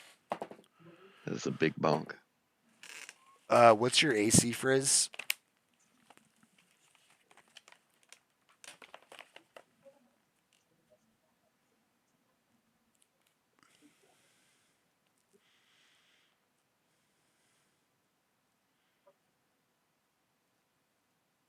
Are you muted? I think Frizz is petrified in terror. Probably. I think it's a Big hit tree. because it's 21 to hit. I believe that hits. Oh no. Okay.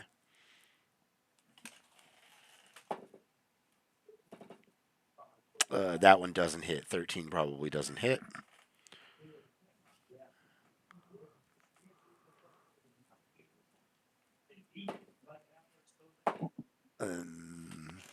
16? Does 16 hit?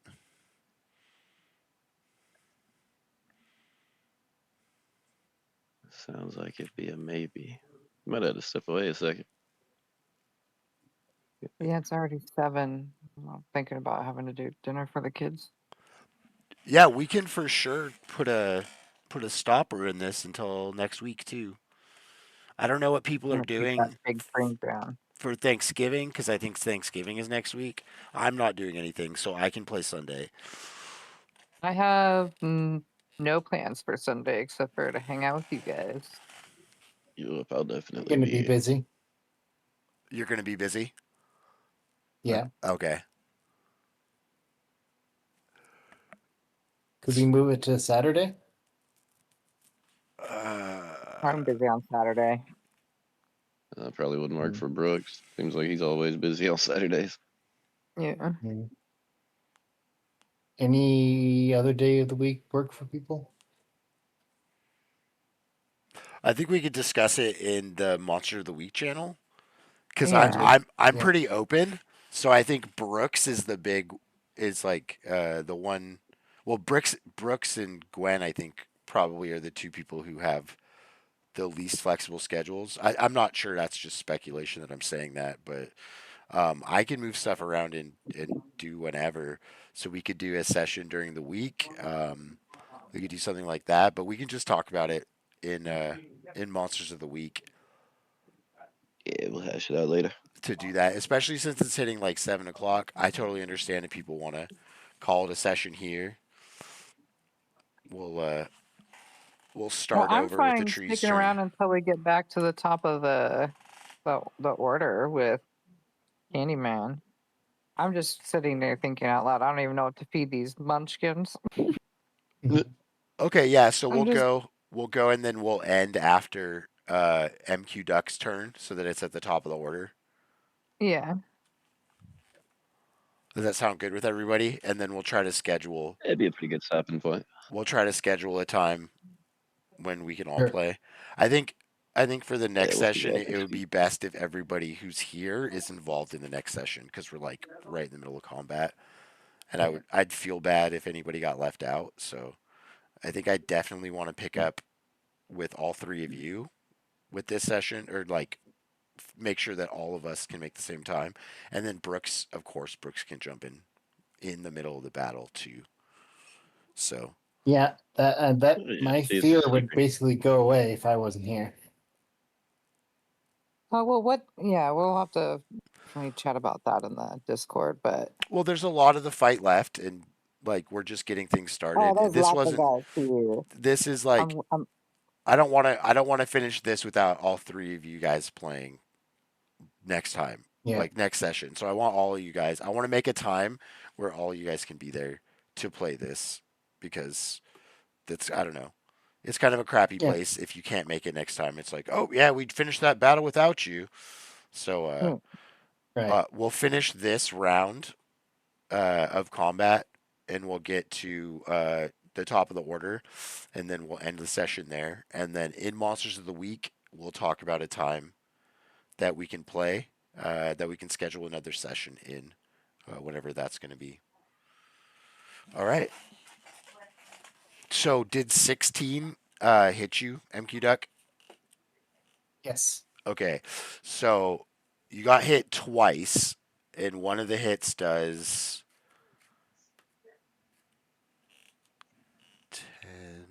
16 damage, and the other hit does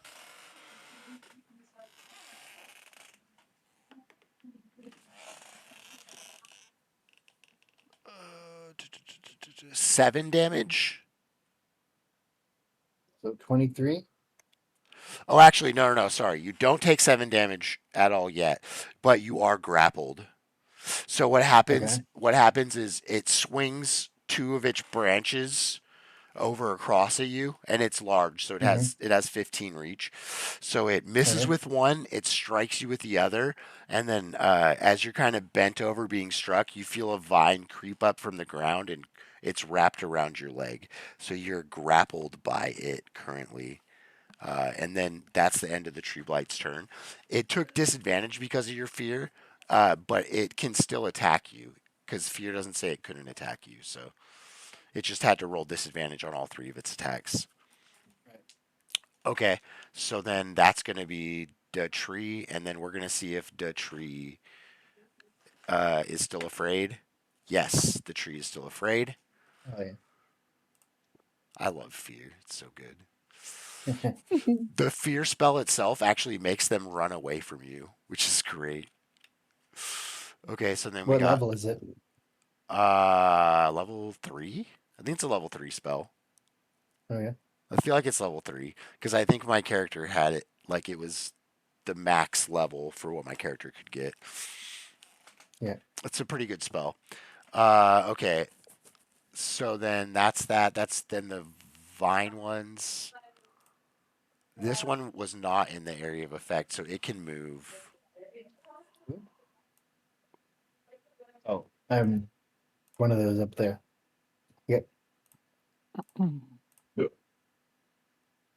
And then this one. And then we'll roll for that one. It is still afraid.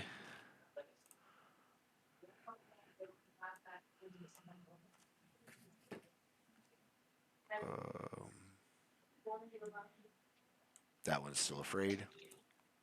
I mean, at least it's not vampires, right? Yeah.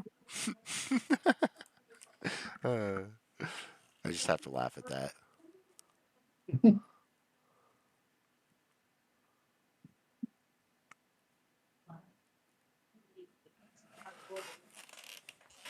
So there's actually quite a connection to vampires and blights, which are what these monsters are. All right. 10, 15. Okay, so then what does it do? Is it... Okay, so this one, which isn't afraid anymore, is going to move 10 feet forward.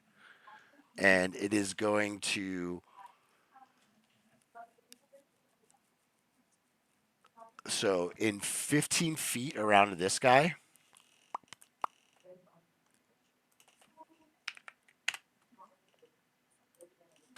a bunch of branches start coming up and vines start coming up out of the ground.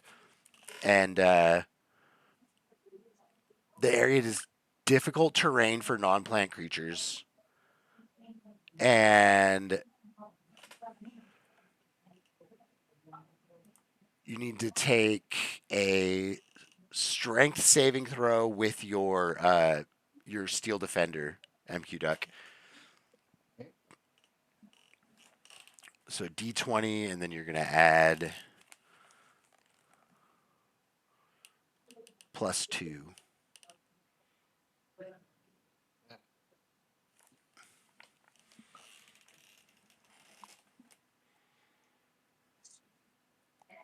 Cool. No, it's 7. Good. No, that's a 1. Fuck. Oh, it's a Banger. 1. Okay. Yeah, so you I'm trip, so glad fall, I'm not the choke to only death on the one. bramble. who wants a critical fail table now? So I'm on that. so I believe that means okay.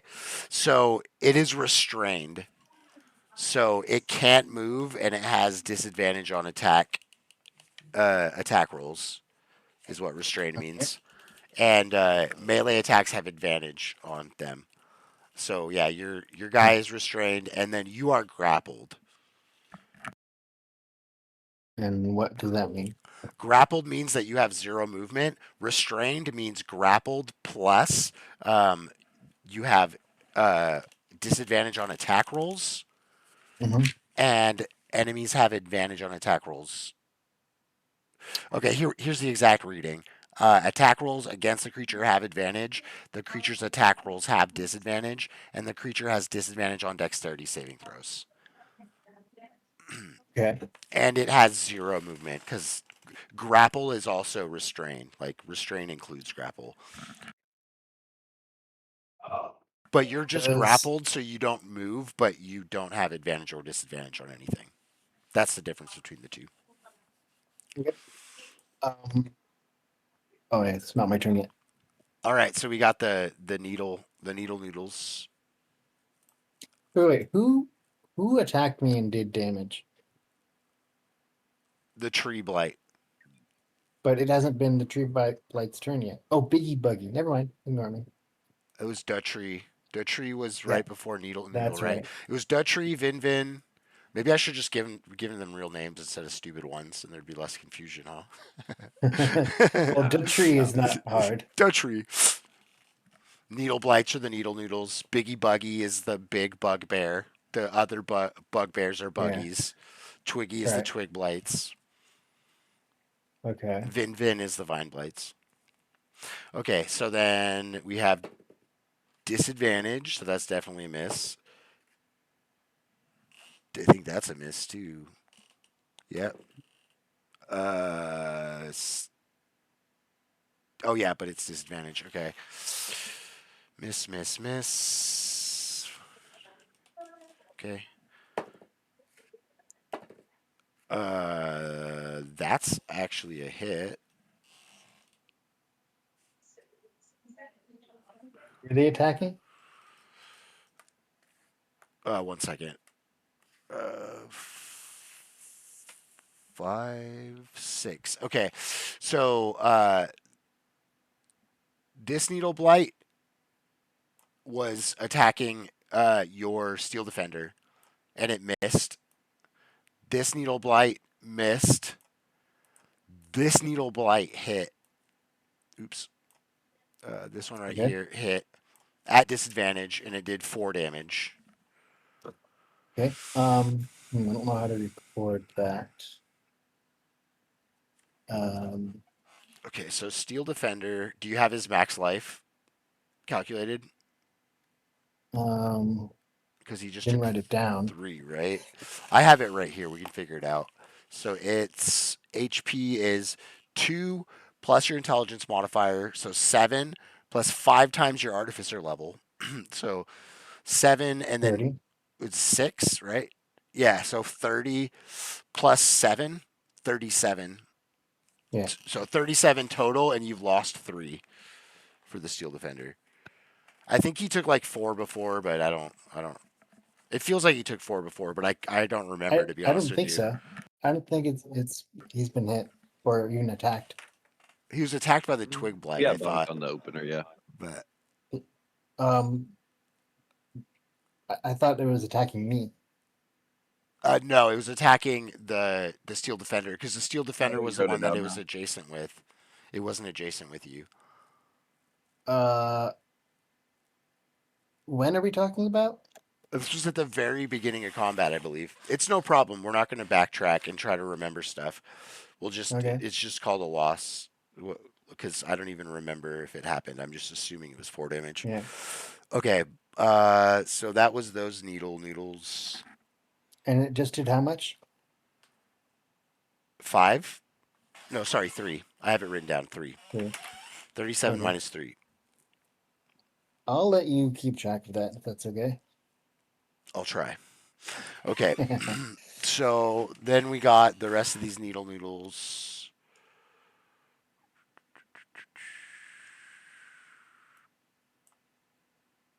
Wait, that was the one that actually attacked. That's right. So we want to move these ones here.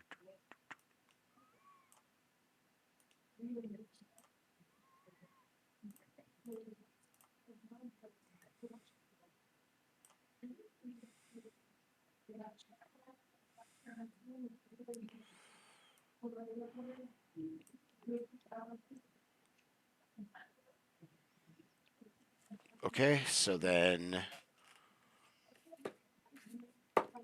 miss, miss, miss. All right, so a barrage of needles from the needle blights almost cast shade on the area for a moment, and then you just hear clinking as like little bits of needles hit the ground. It almost sounds like rain on a tin roof. Okay, so then now we'll do the needles and see who is still frightened. You failed. You failed. That's a good spell. Oh, yeah. You succeeded, so we're gonna change you to be 0, and then, well, no, I think it was 1. Makes it simple if I just do 1, and then this one had already passed. Okay, so then that's it for the needles. Now it's the biggie buggy.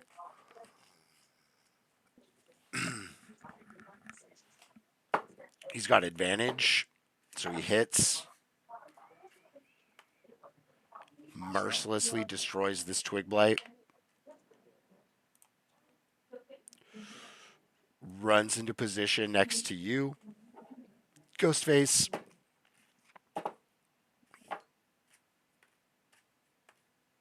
Annihilates this twig blight. Damn. And then 15 extra movement, because I think that was 15 movement before. Let's just get rid of these for get rid of the confusion, I guess. Oops, I just deleted that wall, but it's there, I swear. Yeah, basically the edge of the top and left side, there was a wall. That's the edge of where the fortress is. It is the edge of the map. Deleted though. Okay, and then that was Biggie Buggy. Move over here, and then he's going to advantage attack. He gets the attack. Kills the blight.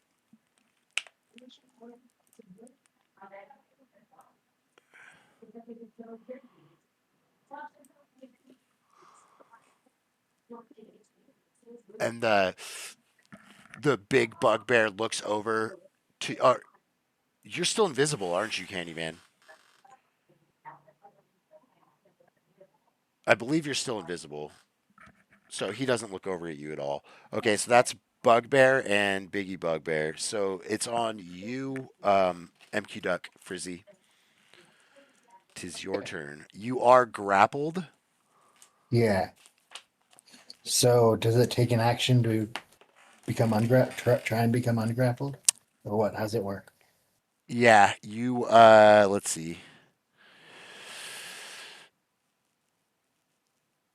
Yeah, so you have to use your action to try to break the grapple. And it's going to be Okay. an athletics or acrobatics check because you're either breaking it with physical strength or you're slipping out of Can its I grasp. attack? Can I attack instead? So there is a vine that has surfaced, and you can attack the vine, and it'll probably free you. It'll what for me? It'll probably free you because there's a vine grasping your leg, and there's Okay. enough of it surfaced that's not touching your leg that you believe you could attack it. Okay. But what if I attack something else? You can attack something else. The only thing that grappling is doing to you is making your movement 0. Otherwise, So you're I'm. unaffected. Oh yeah, I'm grappled, but I'm not even prone, right? No, Okay. not at all. Grappled just means that your movement is 0. Okay. Whereas your guy, your companion, Steel Defender, he's actually Yeah. restrained, which means that not only is he just grappled, so 0 movement, it's easy. It's also easier to attack him, and it's harder for him to attack other people. But you're just Okay. grappled. Okay. Who around me is not feared?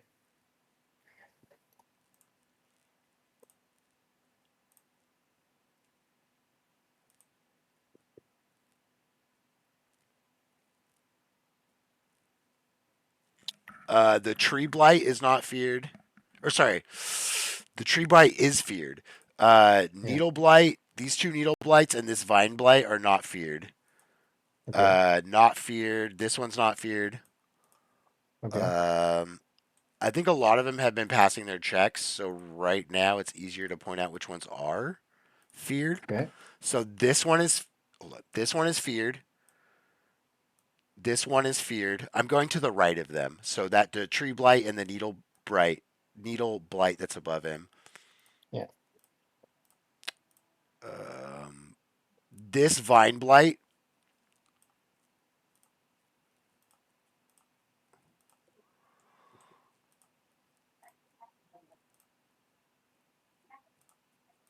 That's it.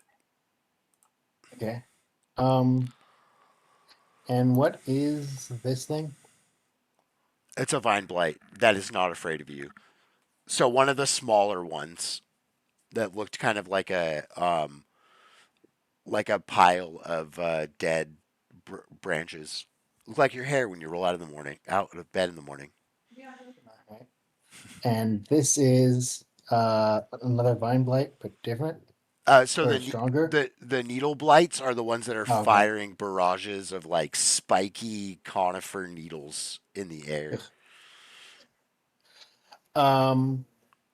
So are there other vine blights? The vine Oh, blights. So this is one of the up vine there. blights. Okay. This Yeah, I is a see. vine blight that's really close. He passed his check, so he's not afraid of you anymore. Here's another Hmm. vine blight that's afraid. Vine blight up here.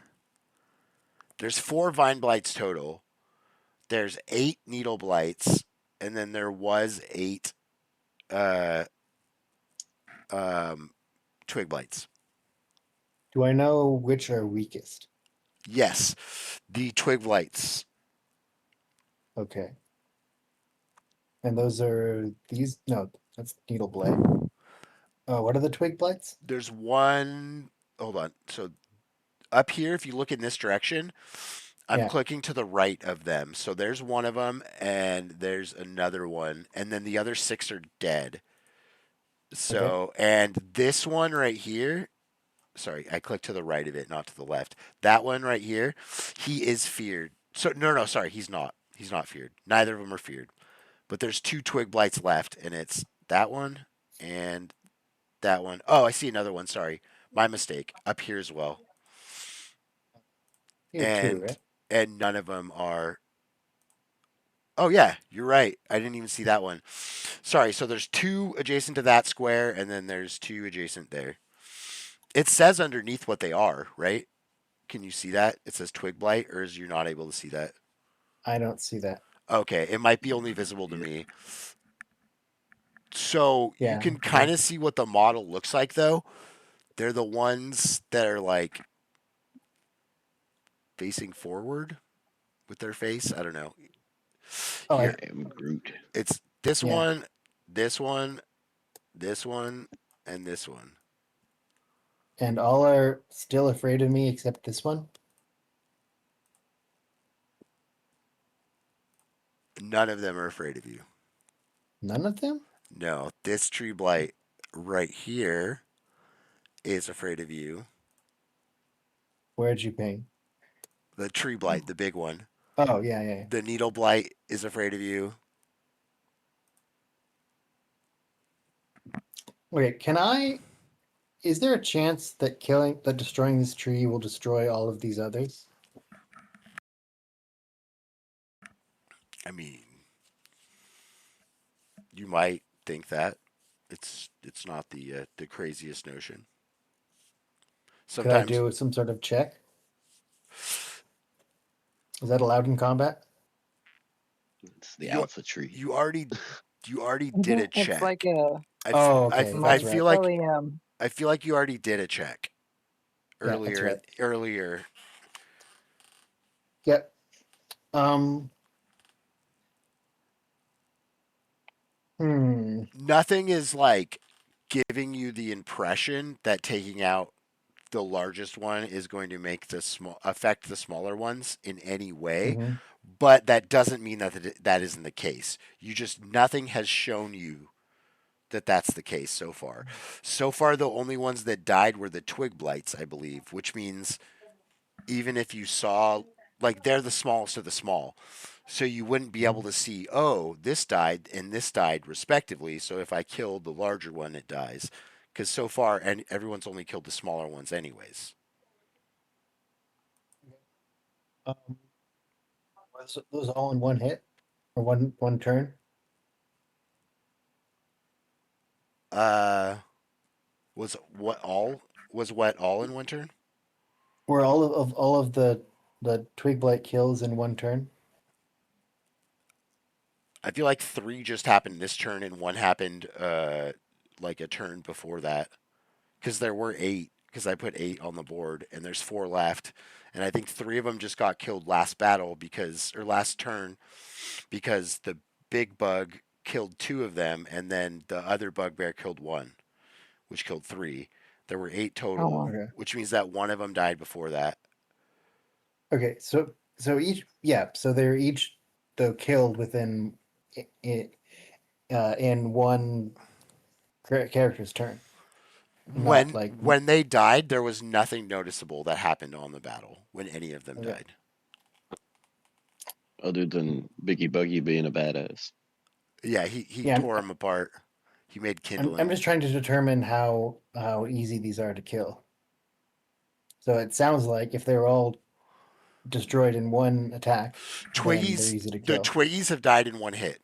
Every single Yeah. one of the Twiggies has been killed in one attack. One landed attack against any of them killed them. That So- came from a one-handed mace. Whoa, okay. So all of these guys are not feared, right? Not hold on. These 3 are not feared. The one that I just And did- pinged in between okay. the 3 of them. Yeah. This guy is feared, which is the tree blight. Right. This needle blight is feared. This needle blight is feared. Sorry, that's misleading. I'm clicking to the right of it. It'd be clear if you just clicked on it. There. Are you in there?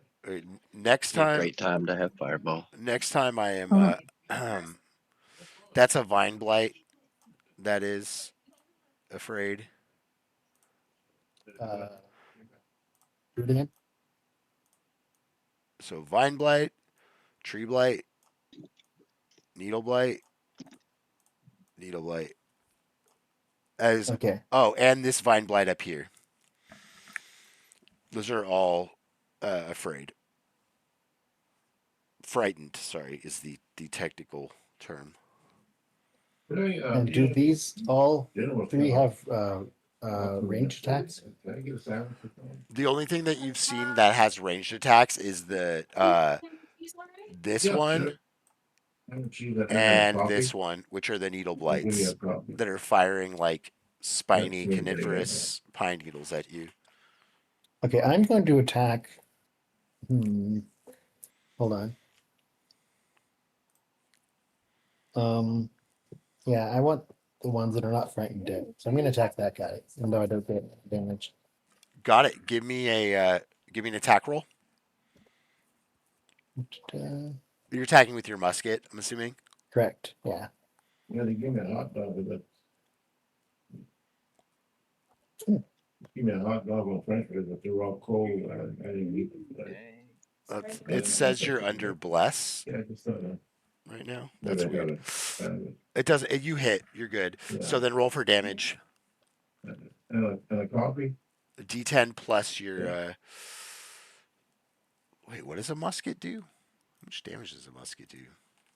1d12 damage. 1d12. Okay. Piercing. 1d12 piercing. Okay. And you have 5 in. Wait. Do you have something that lets you use your intelligence for damage? Yep. Yes, I do. Okay. Oh man. Cool. It's a class feature. Okay, yeah. I kind of figured it was. Okay, that's cool. So that one's done. That one's dead. Nice. And that wasn't. I didn't attack with advantage, right? No, you didn't. No. Yeah. Okay. No, you're doing So, standard but attacks. 25. Yeah, that's right. So I am going to, as a bonus action, have my creature move here and attack with its what is it? Force empowered rend. Okay, are you gonna use your second attack? Because you get 2 Oh, attacks. am I allowed to use it against anybody?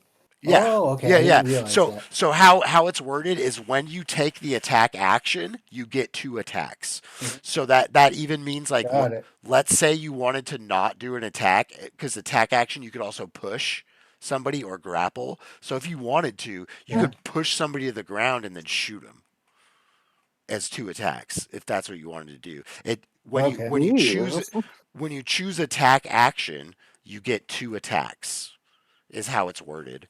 So you can choose another target completely. That's why I was saying they're not both stealthed. Because you fire once and then you get to fire again, and Yeah. the second one wouldn't be stealthed. So if you want to do another attack roll, we can attack that other one. Yep.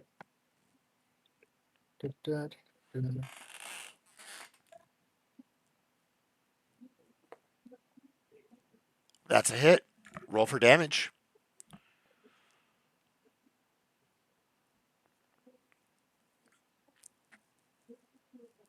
Done. Nice. So now, as my bonus action, my pet is going to attack. Got it. All right. So give me an attack roll for your pet. For What? force empowered rend, it's going to be your spell attack modifier to hit. So that's going to be +8, I believe, because you have a +5 intelligence and a +3 proficiency. Right? Oh hell! I thought the pet was restrained. Oh, the pet is restrained. You're Or did he right. break it? You're right. That's You're right. right. So he Yeah. has disadvantage, but he can still He attack. gets to free it. Oh, okay. And that hit, right? I got a 20. Actually, does that show for you guys 21 or 24? I only see your 2 musket shots and the damage for I see the those. musket. But I mean, in the my first musket attack roll, is that 20? Do you see 21 or 24? The first musket attack, I see 25 +1 and 23 +1. And then the second musket attack, I see 21 +3 and 24 +3. Because for some reason it says you have bless on, so it's adding D4. So I'm not counting the D4. And since it's Yeah. not at advantage or disadvantage, I'm counting the first roll. So 25 was a hit, and then 21 was a hit for the other one. And then I don't have an Okay. attack roll for your guy, for your steel defender.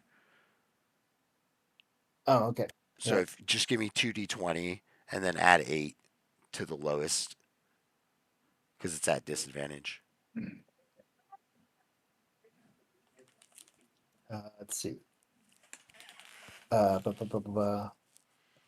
20. Sorry. What is it? So you're gonna roll 2d20. You're gonna take the lowest one and you're gonna add 8 because 8 is your. That's what he gets to hit. It's your spell attack. He gets as a bonus to hit.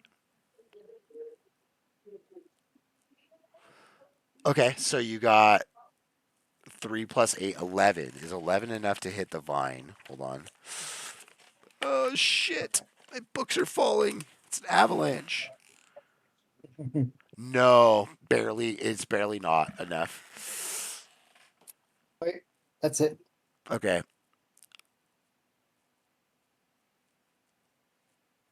So then I think that puts us to the top of the order, which means that this is where we're going to call it for the day, right? That it do. Yep.